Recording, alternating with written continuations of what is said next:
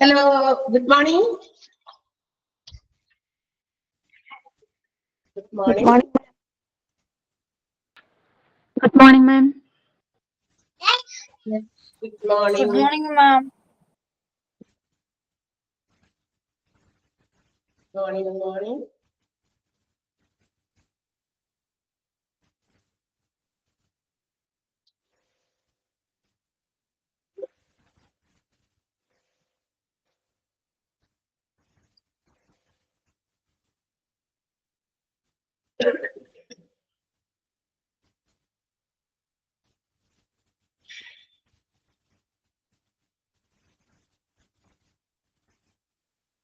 Yes. So let's start. Okay, കഴിഞ്ഞ ക്ലാസ്സിൽ നമ്മൾ എവിടെ വരെ എടുത്തു? ആർക്കെങ്കിലും ഓർമ്മയുണ്ടോ? Aspects of employee health and third point social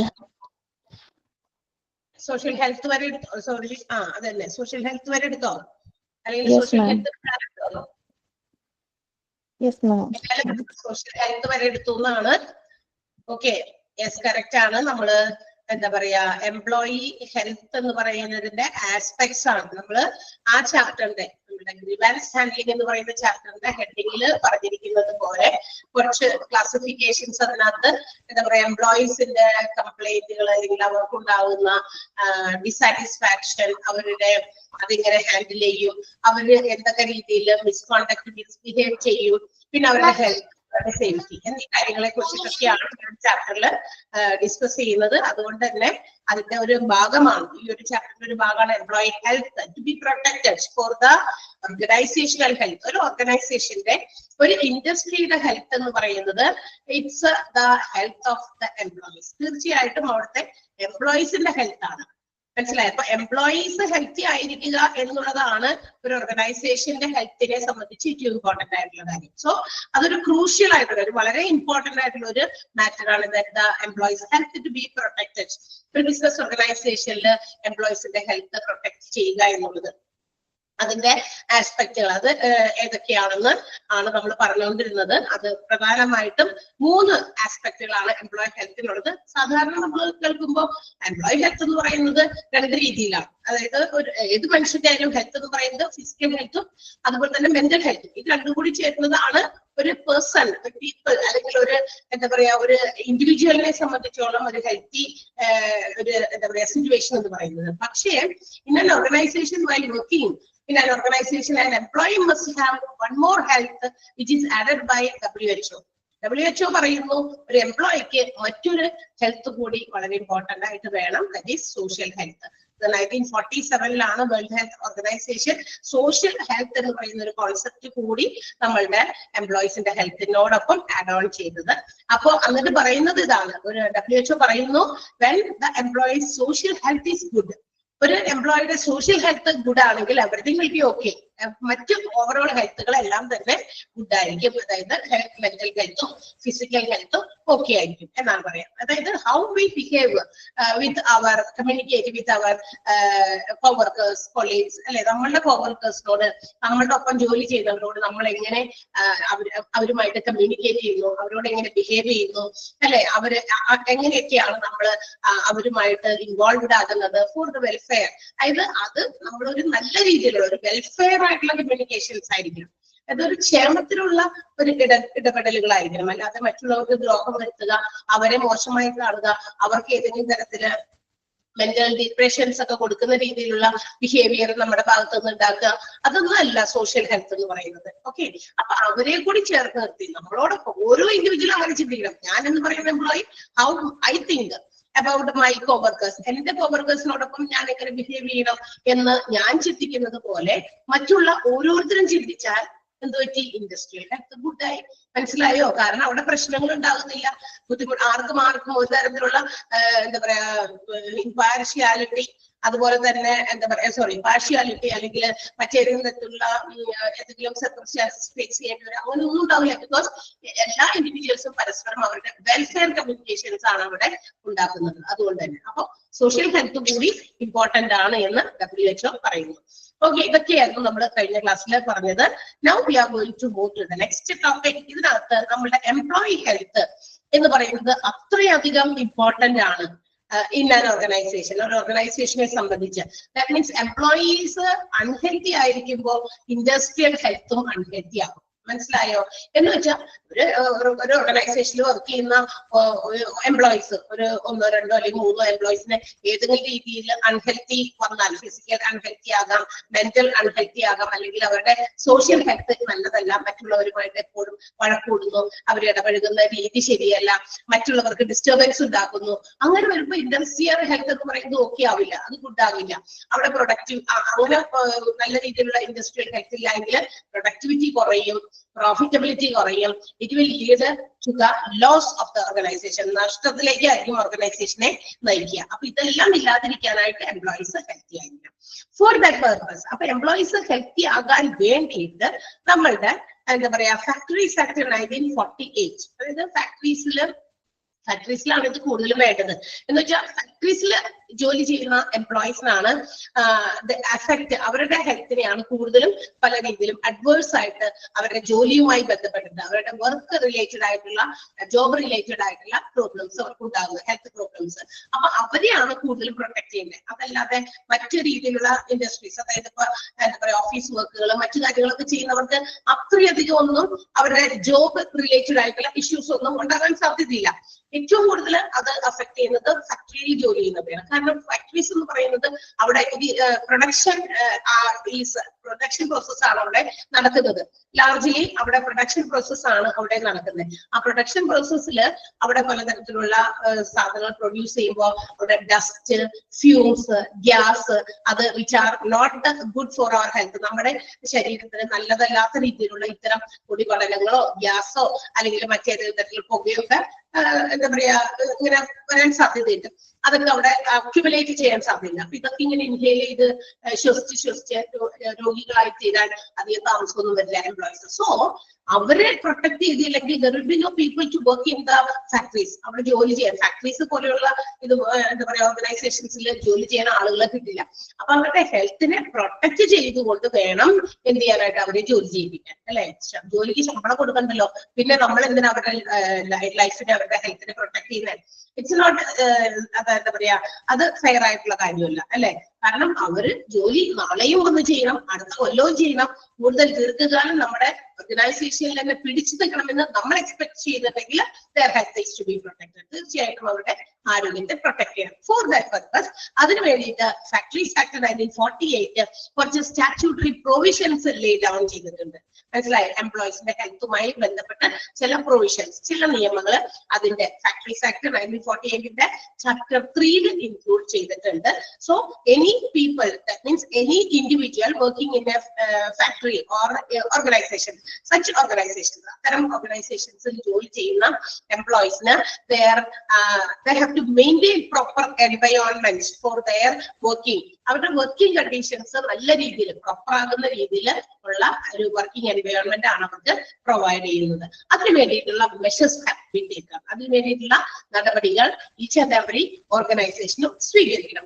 ആ നടപടികൾ എന്തൊക്കെയാണെന്ന് കുറച്ച് സെക്ഷൻസ് ആയിട്ട് നമുക്ക് പഠിക്കാനുണ്ട്. That means factories act 1948 chapter 3 section 11 മുതൽ സെക്ഷൻ 11 മുതൽ സെക്ഷൻ 20 വരെ കുറച്ച് എന്താ പറയാ എംപ്ലോയീസിന്റെ ഹെൽത്തിനെ പ്രൊട്ടക്ട് ചെയ്യാൻ വേണ്ടിയിട്ടുള്ള ചില നടപടികൾ, ചില നിയമങ്ങൾ എഴുതി തയ്യാറാക്കി ആ ഫാക്ടറീസ് ആക്ടിൽ ഉണ്ടാക്കി വെച്ചിട്ടുണ്ട്. ഇനി അതാണ് നമ്മൾ പഠിക്കാൻ പോകുന്നത്. അപ്പൊ നിങ്ങൾ പഠിക്കുമ്പോൾ എങ്ങനെ പഠിക്കണം എന്ന് ചോദിച്ചു കഴിഞ്ഞാൽ മോസ്റ്റ് പ്രോബബ്ലി നിങ്ങൾ പഠിക്കേണ്ടത് ഈ ഓരോ സെക്ഷൻസും എന്തിനെ സംബന്ധിക്കുന്നതാണ്. അത് ഇമ്പോർട്ടന്റ് ആണ്. For example, section 11. Section 11 എന്ന് കേൾക്കുമ്പോൾ you have to remember that it is about the cleanliness in the factory. അതായത് ഒരു ഫാക്ടറിയിൽ ജോലി ചെയ്യുമ്പോൾ അവിടുത്തെ ജോലി ചെയ്യുന്ന ഓരോ ജോലിക്കാരനും അവിടുത്തെ വർക്കിംഗ് കണ്ടീഷൻസ് എന്ന് വെച്ചാൽ അവിടുത്തെ വർക്കിംഗ് ചുറ്റുപാടുകൾ, എൻവയോൺമെന്റ് ഒക്കെ വളരെ നീറ്റ് ആൻഡ് ക്ലീൻ ആയിരിക്കണം. അങ്ങനെയുള്ള ഒരു അറ്റ്മോസ്ഫിയർ അവർക്ക് ജോലി ചെയ്യുന്ന സമയത്ത് പ്രൊവൈഡ് ചെയ്യണം. ഈ ശുചിത്വമില്ലാത്ത സ്ഥലത്ത്, വൃത്തികേടായി കിടക്കുന്ന സ്ഥലത്ത് ഏതെങ്കിലും വെള്ളമോ അല്ലെങ്കിൽ മറ്റു സാധനങ്ങളൊക്കെ കെട്ടിക്കിടന്ന് അത്തരം ഒരു സിറ്റുവേഷനിൽ ഇരുന്ന് ഒരാൾ ജോലി ചെയ്താൽ അവിടെ പലതരത്തിലുള്ള രോഗാണുക്കൾ പെരുകുകയും മൾട്ടിപ്ലൈ ചെയ്യുകയും പല തരത്തിലുള്ള രോഗങ്ങൾ എന്താ പറയാ സ്പ്രെഡ് ചെയ്യാനും എളുപ്പം പറ്റും. അപ്പൊ അതുകൊണ്ട് അത്തരം ഒരു അന്തരീക്ഷമല്ലാതെ നല്ലൊരു ക്ലീൻ ആൻഡ് നീറ്റ് എന്താ പറയാ ഒരു എൻവയോൺമെന്റ് ആണ് ഈ ഒരു വർക്കേഴ്സിനും അവിടെ പ്രൊവൈഡ് ചെയ്യേണ്ടത് എന്ന് section 11 of the factories act 1948 അതിന്റെ ചാപ്റ്റർ 3 പറഞ്ഞിരിക്കുന്നു. അപ്പൊ ഞാൻ പറഞ്ഞത് ഇതാണ്, എങ്ങനെയാണ് നിങ്ങൾ പഠിക്കുന്നതെന്ന് വെച്ചാൽ ഈ സെക്ഷൻ 11 എന്തൊക്കെ ഇങ്ങനെ ക്ലീനിനെസിനെ കുറിച്ച് പറഞ്ഞിട്ടുണ്ടോ അത് മുഴുവൻ വലിച്ചുവാരി നമ്മൾ പഠിക്കുകയല്ല. ബിക്കോസ് അത് മുഴുവൻ വലിച്ചുവാരി പഠിച്ച് നമുക്ക് അങ്ങനത്തെ ആൻസർ അല്ലല്ലോ ഇതിന്റെ 2 മാർക്സ് ക്വസ്റ്റ്യനോ അല്ലെങ്കിൽ 2 മാർക്സ് ക്വസ്റ്റ്യൻ പറയുമ്പോൾ ഒരു 2-3 സെന്റൻസ് ആയിട്ട് ആൻസർ ചെയ്യേണ്ടതോ പാരഗ്രാഫിൽ ആൻസർ ചെയ്യേണ്ടതോ അല്ലെങ്കിൽ 2 പേജസിൽ ആൻസർ ചെയ്യേണ്ടതോ ഒന്നുമല്ല. അതുകൊണ്ട് നിങ്ങൾ അങ്ങനെ കണക്ട് ചെയ്ത് പഠിക്കണം. ഫാക്ടറീസ് ആക്ട് 1948 ഈ സ്റ്റാറ്റ്യൂട്ടറി പ്രൊവിഷൻസ് എല്ലാം ലേഡ് ഔട്ട് ചെയ്തിരിക്കുന്നത്. അത് ഓരോ കാര്യത്തെ കുറിച്ച് പ്രതിപാദിക്കുന്നത് ഓരോ സെക്ഷൻസിലാണ്. ആ സെക്ഷൻ തുടങ്ങുന്നത് എംപ്ലോയി ഹെൽത്തിനെ കുറിച്ചിട്ടുള്ള കുറച്ച് സെക്ഷൻസ് നമുക്ക് ഇവിടെ തന്നിരിക്കുന്നത്. ആരംഭിക്കുന്നത് സ്റ്റാർട്ട് ചെയ്യുന്നത് സെക്ഷൻ 11 തുടങ്ങിയാണ് അപ് ടു സെക്ഷൻ 20 വരെ. Let's see which are they. അപ്പൊ ഫസ്റ്റ് വൺ സെക്ഷൻ 11 ഇൻക്ലൂഡ് ചെയ്തിരിക്കുന്നത് ക്ലെൻലിനെസ് ആണ്. എന്താണ് ക്ലെൻലിനെസ്? ശുചിത്വം. മനസ്സിലാകുന്നുണ്ടോ പറയുന്നത്? എങ്ങനെയാണ് ക്വസ്റ്റ്യൻസ് വരിക എന്നുള്ളതും ഒക്കെ അങ്ങനെയായിരിക്കും ചോദിക്കാറ്. സെക്ഷൻ ആയിരിക്കും ചോദിക്കുക. ചിലപ്പോ സെക്ഷൻ 11 എന്ന് പറയുന്നു, അല്ലെങ്കിൽ ക്ലെൻലിനെസ് ഏത് സെക്ഷനിൽ വരുന്നു. മനസ്സിലായോ? 2 ways, 2 രീതിയിലും ക്വസ്റ്റ്യൻസ് വരാൻ സാധ്യതയുണ്ട്. അപ്പൊ നിങ്ങൾ മോക്ക് ടെസ്റ്റ് ചെയ്തുമ്പോൾ കുറച്ചുകൂടി ക്ലിയർ ആയിക്കോളും. എന്നാലും ഞാനൊന്ന് പറഞ്ഞു എന്ന് മാത്രം. നിങ്ങൾ പരീക്ഷ എഴുതുന്നതിന്റെ ടെൻഷൻ നമുക്കാണ്. ഇതൊക്കെ ഇങ്ങനെയൊക്കെ പിള്ളേരും ചോദ്യങ്ങൾ മനസ്സിലാക്കുക. ചില ആളുകളൊക്കെ കുറച്ച് ഗ്യാപ്പുള്ളവരും അല്ലെ കുറച്ച് ഡിലേ ആയിട്ട് പഠിക്കുന്നവരും ഒക്കെ ഉണ്ടായിരിക്കും. We have to consider them also. അപ്പൊ എല്ലാവരെയും നമ്മൾ ചേർത്ത് നിർത്തണ്ടേ?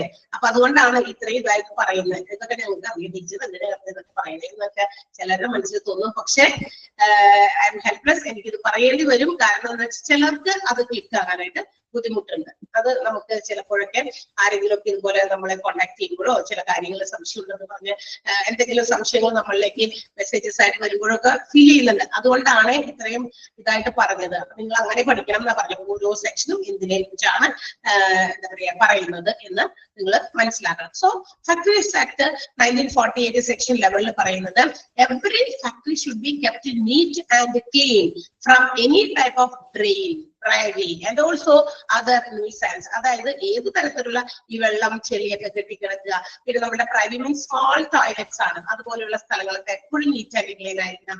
മറ്റ് ഏത് തരത്തിലുള്ള വൃത്തികേട് ആകാൻ ഇടയുള്ള സ്ഥലമൊക്കെ എപ്പോഴും ക്ലീൻ ആൻഡ് നീറ്റ് ആയിട്ട് വെക്കണം. And they may not allow to accumulate dirt. ഈ അഴുക്കും പൊടിയൊക്കെ ഇങ്ങനെ അക്യുമുലേറ്റ് ചെയ്യാനായിട്ട് അനുവദിക്കാതിരിക്കുക. എന്ന് വെച്ചാൽ അഴുക്കുകളൊക്കെ കുറെ വേസ്റ്റ് എല്ലാം ഒരു മൂലക്ക് എല്ലാം കൂടി കഴിഞ്ഞിട്ട് ഒരു 2 ആഴ്ച കഴിഞ്ഞിട്ട് ഇതൊക്കെ ക്ലീൻ ചെയ്ത് കൊടുത്ത് മാറ്റാം. പക്ഷെ ആ 2 ആഴ്ച കൊണ്ടൊന്നല്ല, ഒരു ദിവസത്തിലെ കുറച്ച് സമയം കൊണ്ട് തന്നെ it will cause some type of diseases. അതായത് ഇതൊക്കെ ഇങ്ങനെ കുന്നുകൂടി കിടക്കുമ്പോ അഴുക്കോ വെള്ളമോ ഒക്കെ കെട്ടിക്കിടക്കുമ്പോ അത് പലതരത്തിലുള്ള രോഗങ്ങൾ സ്പ്രെഡ് ചെയ്യാനുള്ള അണുക്കൾ മൾട്ടിപ്ലൈ ചെയ്യാനായിട്ട് ഇടയാകും. അപ്പൊ so as soon as possible ഇത്തരം ഡസ്റ്റ് അക്യുമുലേറ്റ് ചെയ്യുക, ഡേർട്ട് അക്യുമുലേറ്റ് ചെയ്യുക എന്നുള്ളതൊക്കെ നമ്മൾ എന്ത് ചെയ്യണം? വളരെ പെട്ടെന്ന് തന്നെ ക്ലീൻ ചെയ്യണം. ആവശ്യം വേണ്ട സമയങ്ങളിൽ സ്വീപ്പിങ്സ്, അതായത് എന്താ പറയാ ഈ ഇതൊക്കെ എടുത്തിട്ട് എന്താ പറയാ അടിക്കുന്ന തൂത്തുവാരുകയൊക്കെ ചെയ്യുക. അത് ഏതെങ്കിലുമൊക്കെ രീതിയിൽ effective method. ഇന്ന് there are different types of technologies അല്ലെ? ഈ നിലമൊക്കെ ഫ്ലോറൊക്കെ ക്ലീൻ ചെയ്യാൻ, ഈ പരിസരങ്ങളൊക്കെ വൃത്തിയില്ലാതെ കിടക്കുമ്പോൾ അതൊക്കെ നീറ്റായിട്ട് ക്ലീൻ ആക്കാനായിട്ട് ഒത്തിരി ടെക്നോളജിക്കലി ഡെവലപ്ഡ് ആയിട്ടുള്ള മെഷീൻസ് ഇന്ന് ഓൾറെഡി കണ്ടുപിടിച്ചിട്ടുണ്ട്. സോ ഇത് പണ്ട് ഇത് വെച്ചിരിക്കുന്നതാണ്. 1948 ഇത്തരം മെഷീൻസ് ഒന്നും ഇന്നത്തെ ആധുനിക മോഡേൺ ടൈപ്പ് ഓഫ് മെഷീൻസ് ഇന്ന് ഇവിടെ ഇരുന്നിട്ട് നമ്മൾ ഇങ്ങനെ ഒന്ന് സെൻസ് ചെയ്യുന്ന ആണല്ലേ, അവിടെ പോയി ക്ലീൻ ചെയ്തോ ഇവിടെ പോയി ക്ലീൻ ചെയ്തോ എന്നൊക്കെ പറഞ്ഞ് നമ്മുടെ വാഗോണ്ട് പറഞ്ഞ് അത്രയും സെൻസിറ്റീവ് ആയിട്ട് ഫങ്ഷൻ ചെയ്യുന്ന ഒത്തിരി മെഷീൻസ് ഒക്കെ ഇന്നുണ്ട്. പക്ഷേ അന്നത്തെ കാലത്ത് അതൊന്നും ഇല്ല എങ്കിലും അങ്ങനെ എഴുതി വെച്ചിരിക്കുകയാണ്. അപ്പൊ ഏത് രീതിയിൽ അന്നത്തെ മെത്തേഡ് എന്ന് പറയുന്നത് ഹ്യൂമൻ മാനുവലായിട്ട് ചെയ്യുന്ന രീതികളായിരുന്നു. അപ്പൊ ആ രീതിയിൽ ആണ് അവിടെ എഴുതി വെച്ചിരുന്നത്. സ്വീപ്പ് ചെയ്യണം, തുടയ്ക്കണം, വൃത്തിയാക്കണം എന്നൊക്കെ. അത് മാത്രമല്ല എന്തൊക്കെയൊക്കെ മെഷീൻസ് ഉണ്ട്, ബെഞ്ചസ്, ഡെസ്ക്, അതിൽ വർക്ക് റൂംസ്, എവറിത്തിങ് എല്ലാം തന്നെ നന്നായിട്ട് ചൂല് വെച്ചിട്ട് അടിച്ച് വൃത്തിയാക്കി ചെയർപേഴ്സിന്റെ താഴെ. ഇപ്പൊ നമ്മള് ചില ഭാഗമൊക്കെ നമ്മൾ സാധാരണ വീടുകളിലൊക്കെ ചെയ്യുന്ന പ്രവൃത്തി തന്നെ അത് ചില ഫാക്ടറീസിലും അങ്ങനെയൊക്കെ ചെയ്തിരുന്നു. അപ്പോ it causes different types of problems among the employees. അങ്ങനെ ചെയ്തത് കൊണ്ട് ഒരുപാട് ആളുകൾക്ക് പലതരത്തിലുള്ള ഹെൽത്ത് ഇഷ്യൂസ് ഉണ്ടായിട്ടുണ്ട്. അങ്ങനെ ഈ എന്തെങ്കിലും പ്രശ്നങ്ങൾ ഉണ്ടാകുമ്പോൾ ചിലതൊക്കെ നിയമങ്ങളാകുള്ളൂ. നമുക്കറിയാലോ അത് അല്ലെ. അപ്പൊ അത്തരം പ്രശ്നങ്ങളൊക്കെ ഉണ്ടായതുകൊണ്ട് ചില എംപ്ലോയീസിനൊക്കെ പലതരത്തിലുള്ള ആരോഗ്യ പ്രശ്നങ്ങൾ ഫൈൻഡ് ചെയ്യുന്നു. അതുകൊണ്ടാണ് ഇങ്ങനെ നിയമങ്ങളായിട്ട് ഇങ്ങനെ ഫാക്ടറീസ് ആക്ട് അതിന്റെ പുസ്തകങ്ങളിൽ എഴുതി വെച്ചിരിക്കുന്നത് ഈ സെക്ഷൻസിൽ. അപ്പൊ അതുപോലെ നമ്മുടെ വീടുകളിലായിട്ടും എന്താണ് പറയാ, ഡീപ്പ് ക്ലീനിങ് ഒക്കെ നമുക്ക് വൺസ് ഇൻ എ വീക്ക് ഒക്കെ ചെയ്യാൻ പറ്റുള്ളൂ. അല്ലെങ്കിൽ എന്താണ് ഓഫീസിൽ പോകണം, ജോലിക്ക് പോകണം, വേഗം തന്നെ ആ കാണുന്ന ഭാഗത്തൊക്കെ എന്തെങ്കിലുമൊക്കെ ഉണ്ടോ എന്ന് ഇങ്ങനെ വേഗം തൂത്തിട്ട് ഒരൊറ്റ ഒരു 5 മിനിറ്റ് കൊണ്ടൊക്കെ ചെയ്തിട്ടാണ് പോകുന്നത്. ഡീപ്പ് ക്ലീനിങ്ങിനൊക്കെ ഒരുപാട് സമയം എടുക്കുക. കാലത്ത് കയറി കഴിഞ്ഞാൽ ചിലപ്പോൾ വൈകുന്നേരം 3 മണി വരെയുള്ള പണി ഉണ്ടായിരിക്കും അല്ലെ നമുക്ക്, അല്ലെ എല്ലാവർക്കും അടിച്ചു തൂക്കിയൊക്കെ എടുക്കാനായിട്ട്. പക്ഷെ അതൊന്നുമല്ല ഇവിടെ ഫാക്ടറീസ്. പക്ഷെ എപ്പോഴും നല്ല ക്ലീൻ ആയിട്ടൊക്കെ വെക്കണം. സ്റ്റെയർ കേസിന്റെ ചൂട്ടില്, അതുപോലെ തന്നെ whatever the waste is accumulate ചെയ്ത വേസ്റ്റും ഡസ്റ്റും ഡേർട്ടും ഒക്കെ ഡിസ്പോസ് ചെയ്യുന്നത് കറക്റ്റ് ആയിട്ട് ഒരു systematic മാനറിലായിരിക്കണം.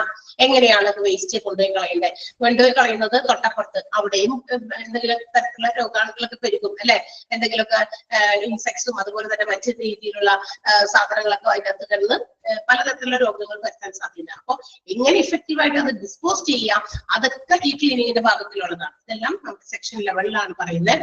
And also it is mentioned that it should be clean at least once in every week. ഒരു ആഴ്ചയിൽ ഒരിക്കൽ എങ്ങനെ ക്ലീൻ ചെയ്യണം? വാഷ് ചെയ്യണം. അതുപോലെ തന്നെ ഇപ്പൊ നമുക്കറിയാം സോപ്പ് അല്ലെങ്കിൽ സോപ്പ് പൗഡർ അല്ലെങ്കിൽ ഡിസ്ഇൻഫെക്ടന്റ് അണുക്കളൊക്കെ പെരുകാതിരിക്കാനുള്ള അണുനാശിനികളൊക്കെ ഉപയോഗിച്ച് ഇഫക്റ്റീവ് ആയിട്ടുള്ള രീതിയിലും അതൊക്കെ ക്ലീൻ ചെയ്യണം. അത് ആഴ്ചയിൽ ഒരിക്കലും. മനസ്സിലായോ? അല്ലാത്ത ദിവസങ്ങളിൽ ഡെയിലി സ്വീപ്പിംഗ് ഇമ്പോർട്ടന്റ് ആണ് പറഞ്ഞിരിക്കുന്നത്. 2 ദിവസം കഴിഞ്ഞിട്ടൊന്നും പറയാൻ പറ്റില്ല. അപ്പൊ ഇതൊക്കെ സെക്ഷൻസിൽ ഇവിടെ ഫാക്ടറീസ് ആക്ട് മെൻഷൻ ചെയ്യുന്നത് എന്തിനു വേണ്ടിയിട്ടാ? If something causes some type of diseases spread out in factories, ഇത്തരം ഏതെങ്കിലും ഇങ്ങനെയൊക്കെ ചെയ്യാതെ സൂക്ഷിക്കാതെ അല്ലെങ്കിൽ ഈ പറയുന്ന ക്ലെൻലിനെസ് ഒന്നും ഇല്ലാതെ ചില ഫാക്ടറീസ് ഒക്കെ ഇങ്ങനെ മുന്നോട്ട് കൊണ്ടുപോകുകയാണെങ്കിൽ ഏതെങ്കിലും തരത്തിലുള്ള ചില എപ്പിഡമിക്സ്, ചില പകർച്ചവ്യാധി രോഗങ്ങളൊക്കെ അവിടെ സ്പ്രെഡ് ചെയ്ത് പോയി കഴിഞ്ഞാൽ അതിന് അഗേൻസ്റ്റ് നമുക്ക് നിയമങ്ങൾ സ്വീകരിക്കാം അത്തരം ഫാക്ടറീസിന് അഗേൻസ്റ്റ് ആയിട്ട്. കാരണം എന്താ? Already it is mentioned in the chapter 3 of section 11. Chapter 3 section 11 already ഇത് പറഞ്ഞിട്ടുണ്ട്. എല്ലാ ദിവസവും നമ്മൾ അത് ക്ലീൻ ചെയ്തെന്നും വൺസ് ഇൻ എ വീക്ക് ഡീപ്പായിട്ട് നമ്മൾ ക്ലീൻ ചെയ്ത് വാഷിങ്ങോ ഡിസ്ഇൻഫെക്റ്റന്റോ ഒക്കെ ചെയ്ത് നെസസറി ആയിട്ട് അത്തരം കാര്യങ്ങളൊക്കെ ചെയ്യുമെന്നും അതുപോലെ തന്നെ പറഞ്ഞിട്ടുണ്ട്. അതില്ല, അതിന് അഗെയിൻസ്റ്റ് ആയിട്ട് പ്രവർത്തിക്കുക. എന്തെങ്കിലും അസുഖങ്ങൾ വരുമ്പോഴായിരിക്കും എന്ത് ചെയ്യുക? അത്തരം അഗെയിൻസ്റ്റ് ആയിട്ട് അവർക്കെതിരെ നടപടികൾ സ്വീകരിക്കേണ്ടി വരിക അല്ലെ. നമ്മളിപ്പോ ചില ഹോട്ടൽസിലൊക്കെ റെസ്റ്റോറൻറ്റ്സിലൊക്കെ ഇത് നടത്തിയിട്ട് ചെക്കിംഗ് നടത്തിയിട്ട് എന്താ പറയാ കുറെ പഴകിയ ആഹാര പദാർത്ഥങ്ങൾ പിടിച്ചു അല്ലെ, അതുകൊണ്ട് അത് പൂട്ടിയിട്ടിരിക്കുന്നു എന്നൊക്കെ നമ്മൾ വാർത്തകളൊക്കെ കേൾക്കുകയും കാണുകയൊക്കെ ചെയ്യാറുണ്ട് അല്ലെ. അപ്പൊ ഓർക്കുക, ഇതൊക്കെ നമ്മൾ എല്ലാ ദിവസവും നമ്മുടെ വീടുകളിൽ തന്നെ ഒരു അടുക്കള, ഒരു കുഞ്ഞു അടുക്കളയിൽ ഒരു ഇച്ചിരി ആളുകൾക്കും ഭക്ഷണം പാകം ചെയ്യുന്നിടത്ത് തന്നെ നമ്മൾ എത്ര നമ്മൾ വൃത്തിയാക്കിയാലും നമുക്ക് വൃത്തികേടായിട്ട് കിടക്കുന്നത് പോലെ തോന്നും. അപ്പൊ നിങ്ങളൊന്ന് ഇമാജിൻ ചെയ്ത് നോക്കിയേ, ഒരു ദിവസത്തില് 10, 500, 1000 ആളുകൾ വന്ന് ഡെയിലി വന്ന് ഫുഡ് കഴിച്ച് പോകുന്ന ആ ഒരു കിച്ചണിൽ എത്രത്തോളം നീറ്റ്നെസ്സും ക്ലീൻനെസ്സും ഉണ്ട്, മെയിൻറ്റെയിൻ ചെയ്യാൻ പറ്റുന്നുണ്ടോ എന്ന് നമ്മളൊന്ന് ചിന്തിക്കേണ്ടതാണ്. പക്ഷെ അതൊക്കെ ചെയ്യണം. കാരണം അങ്ങനെ ചെയ്തില്ലെങ്കിൽ അതിന് അഗെയിൻസ്റ്റ് ആയിട്ട് പ്രവർത്തിച്ചു, ഏതെങ്കിലും രീതിയിൽ ആളുകൾ അവിടുന്ന് ഫുഡ് കഴിച്ചു, അവർക്ക് ഏതെങ്കിലും തരത്തിലുള്ള പ്രോബ്ലംസ്, ഇഷ്യൂസ് ഉണ്ടായി, ഹോസ്പിറ്റലൈസ്ഡ് ആയി, ഫുഡ് ഇൻഫെക്ഷൻ എന്ന പേരും അങ്ങനെ വരുമ്പോൾ ഇത് വീണ്ടും വന്ന് നോക്കുന്നു, പരിശോധിക്കുന്നു. പരിശോധനയിൽ എന്തെങ്കിലും കണ്ടെത്തുമ്പോൾ എന്തായാലും നടപടികൾ സ്വീകരിക്കേണ്ടി വരും. അവർക്ക് അഗെയിൻസ്റ്റ് ആയിട്ട് ചിലപ്പോൾ ഫൈൻ, പെനാൽറ്റീസ് ഒക്കെ കൊടുക്കേണ്ടി വരും. സോ ഇതെല്ലാം കൃത്യമായിട്ട് മെയിൻറ്റെയിൻ ചെയ്യുകയാണെങ്കിൽ ഒരു പരിധി വരെ ഹെൽത്ത് റിസ്കുകളെ നമുക്ക് എന്താ പറയാ മിനിമൈസ് ചെയ്യാം, പ്രിവെന്റ് ചെയ്യാം. ഹെൽത്ത് റിസ്കുകളെ പ്രിവെന്റ് ചെയ്യാം. ഹെൽത്ത് ഹസാർഡ്സ് ആണ് നമുക്ക് എന്ത് ചെയ്യാൻ പറ്റാത്തത്, തടയാൻ പറ്റാത്തത്. ചില അപകടങ്ങൾ, വലിയ അപകടങ്ങളൊക്കെ അത് നമുക്ക് തടയാൻ പറ്റില്ല. ഓക്കെ, ഹെൽത്ത് റിസ്കുകൾ, ആരോഗ്യത്തിന് നമ്മളുടെ ജോബ് റിലേറ്റഡ് ആയിട്ടുള്ള ജോലിയുമായി ബന്ധപ്പെട്ടിട്ട് വരുന്ന അസുഖങ്ങളൊക്കെ ഒരു പരിധിവരെ നമുക്ക് റെഡ്യൂസ് ചെയ്യാനാണ് ഈ പറയുന്ന ഫാക്ടറീസ് ആക്ട് 1948 അതിന്റെ കുറെ സെക്ഷൻസിൽ കുറെ കാര്യങ്ങൾ ഇൻക്ലൂഡ് ചെയ്തിട്ടുണ്ട്. ഓക്കെ, ആൻഡ് ഓൾസോ ഇഫക്റ്റീവ് മാനേഴ്സിലുള്ള ഡ്രെയിനിങ്, അതായത് നമ്മുടെ വെള്ളമൊക്കെ കെട്ടിക്കിടക്കുന്നതൊക്കെ അല്ലെങ്കിൽ അഴുക്ക് പോകുന്ന ഡ്രെയിനേജ് സിസ്റ്റം ഒക്കെ ഇല്ല, അതൊക്കെ പ്രോപ്പറായിട്ട് എപ്പോഴും ക്ലീൻ ചെയ്ത് മെയിൻറ്റെയിൻ ചെയ്യണം. ഇതെല്ലാം ക്ലെൻലിനെസ്സിനാണ് വരുന്നത്. മനസ്സിലായോ? സെക്ഷൻ 11 ക്ലെൻലിനെസ് എന്താണെന്ന് മനസ്സിലായോ? നീറ്റ് ആൻഡ് ക്ലീൻ ആയിട്ട് സൂക്ഷിക്കുക. മിണ്ടുന്നില്ലല്ലോ ആരും? ഉറക്കത്തിലാണോ? എൻഡ് ഓഫ് ദ വീക്ക് ആയതുകൊണ്ട് മടി വന്നോ? ലക്ഷ്മി മാത്രം ഇവിടെ ഒരു ഇപ്പുറത്തുണ്ടോ കുറച്ചുണ്ട്. ഓക്കെ, യെസ്, എല്ലാവരും ഒന്ന് റെസ്പോണ്ട് ചെയ്തേ, ഉറങ്ങിപ്പോവല്ലേ? അപ്പൊ അതൊന്ന് ക്ലെൻലിനെസ് സെക്ഷൻ 11 ഇഫ്ലൂവിയ എന്ന് പറയുന്നത് നമ്മളുടെ ഈ എന്താ പറയാ വിച്ച് ഇസ് ഹാർംഫുൾ, അതായത് the smell which is harmful to our health. ചില സാധനങ്ങളൊക്കെ മോശം സ്മെല്ലില്ലേ, എന്താ പറയാ നമ്മളിങ്ങനെ അതന്നെ ഹാർംഫുൾ ടു ഹെൽത്ത്. നമ്മളത് ഇങ്ങനെ ശ്വസിച്ച് ചില എന്താ പറയാ ചീത്ത സ്മെല്ല്, ഫ്രാഗ്രൻസ് അല്ല, ഫ്രാഗ്രൻസുകൾ നല്ല മണത്തെയാണ്. ഇപ്പൊ പൂവിന്റെ മണം, ഫ്ലവറിന്റെ ഫ്രാഗ്രൻസ്, എന്താ പറയാ നമ്മളുടെ ചന്ദനത്തിന്റെ ഫ്രാഗ്രൻസ്, അത് നല്ല സ്മെല്ലാണ്. സ്മെല്ല് നല്ലതാണ്, പക്ഷെ അതൊക്കെ അധികം ശ്വസിച്ചാലും ഹാനികരമാണ്. അങ്ങനെ ചില സാധനങ്ങളൊക്കെ ഉണ്ട് മോശം ആയിട്ടുള്ള എന്താ പറയാ ദുർഗന്ധം. മലയാളത്തിന്റെ വാക്കാണ് നമുക്ക് കിട്ടാതെ. അതാണ് അതിങ്ങനെ കുറെ ഒരു എന്താ പറയാ ഈ ദുർഗന്ധമൊക്കെ ഇങ്ങനെ കുറെ നേരം ശ്വസിച്ച് നമ്മളിങ്ങനെ വേറൊന്നുമില്ലല്ലോ, അന്തരീക്ഷം മുഴുവനും ഇത് ദുർഗന്ധം കൊണ്ട് നിറഞ്ഞിരിക്കുകയാണ്. അവിടെ ഇരുന്നിട്ട് ഒരു വ്യക്തി അല്ലെങ്കിൽ എംപ്ലോയീസ് അവിടെ ഇരുന്ന് ജോലി ചെയ്യുന്നു, കുറച്ചു നേരം അല്ലെങ്കിൽ കുറച്ച് ദിവസം ഇത് തന്നെ കണ്ടിന്യൂസ് ചെയ്തുകൊണ്ടിരിക്കുമ്പോൾ it will affect there health. അത് തീർച്ചയായിട്ടും അവരുടെ ആരോഗ്യത്തെ ബാധിക്കും. ഫ്ലൂയിയ എന്ന് പറഞ്ഞാൽ smell or order which is harmful എന്നാ പറയാ കേട്ടോ. അറിയില്ലാത്തവർ എഴുതി വെച്ചാൽ മലയാളത്തിലാണെങ്കിൽ ദുർഗന്ധം, അല്ലെങ്കിൽ എഴുതാ odour which is harmful for our health. ORDOUR, sorry ODOUR എന്നാണ് കേട്ടോ. ഓർഡർ എന്ന് വെച്ചാൽ ദുർഗന്ധം, അതാണ് മണം, അങ്ങനെയാണ് പറയുന്നത്. ഓക്കെ, ഇനി അടുത്ത സെക്ഷൻ ആണ് സെക്ഷൻ 12 ആണ് ഡിസ്പോസൽ ഓഫ് വേസ്റ്റ് ഇൻഫ്ലുവൻസ്. ഇനി ഡിസ്പോസൽ ഓഫ് വേസ്റ്റ് അല്ലെങ്കിൽ ഇൻഫ്ലുവൻസ്, ഇതുപോലെയുള്ള എന്താ പറയാ നമ്മളുടെ ഈ കെട്ടിക്കിടക്കുന്ന വസ്തുക്കള്, അതുപോലെ തന്നെ മറ്റ് ഏതെങ്കിലും തരത്തിലുള്ള വേസ്റ്റുകളെല്ലാം കൂടി കുന്നുകൂട്ടി കൊണ്ടുപോയിട്ടേക്കണം, അല്ലെങ്കിൽ അതിൽ നിന്നൊക്കെ അങ്ങോട്ട് ദുർഗന്ധങ്ങളൊക്കെ വരിക, ഇങ്ങനെയുള്ള കാര്യങ്ങളൊക്കെ എങ്ങനെയാണ് നമ്മൾ ഡിസ്പോസ് ചെയ്യുന്നത്? അത് ഡിസ്പോസ് ചെയ്യേണ്ടത് വളരെ അത്യാവശ്യമാണ്.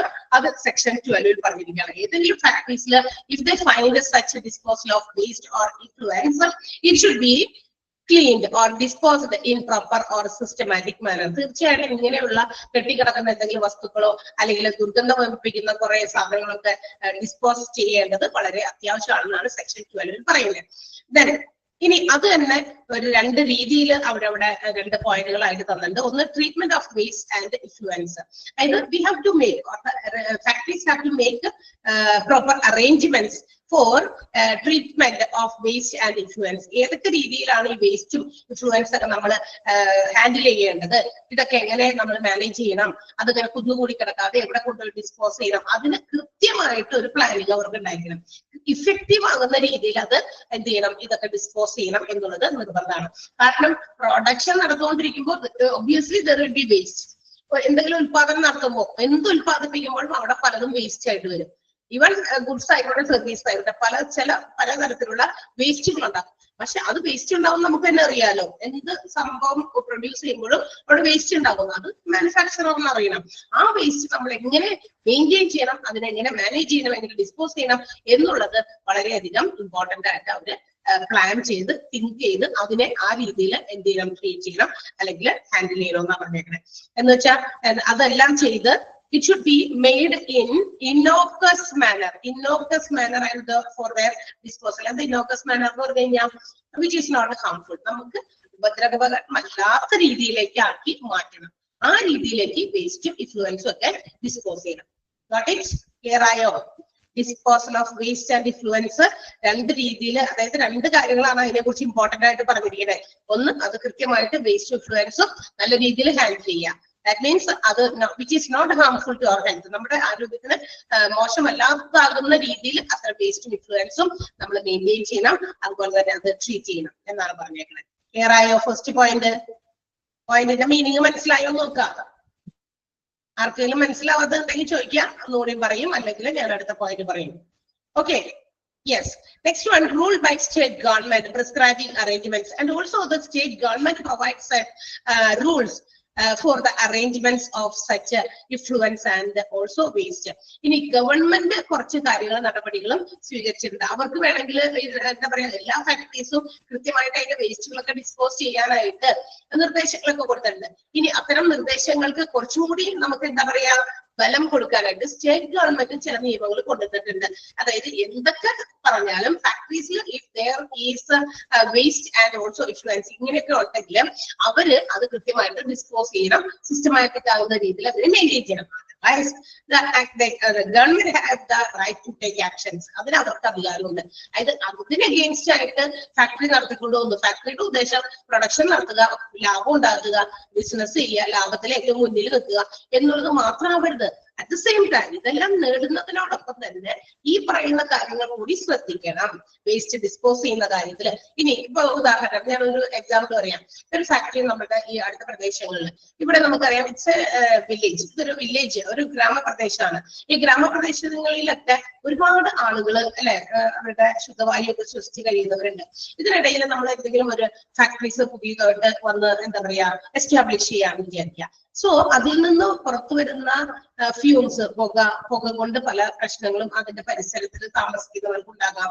പിന്നെ ഈ പ്രൊഡക്ഷൻ നടക്കുന്നത് കൊണ്ട് തന്നെ ഒരുപാട് വേസ്റ്റ് ഇവിടെ ഉണ്ട്. ഈ വേസ്റ്റ് കൊണ്ടുവന്ന് അവരുടെ കോമ്പൗണ്ടിന്റെ, അതായത് ഫാക്ടറി ഇൻസ്റ്റാൾ ചെയ്തിരിക്കുന്നതിന്റെ പുറത്ത്, മതിലിന്റെ പുറത്ത് അരികത്തൊക്കെ കൊണ്ടുവന്ന് എവിടെയെങ്കിലുമൊക്കെ വേസ്റ്റ് ഒക്കെ തള്ളുക.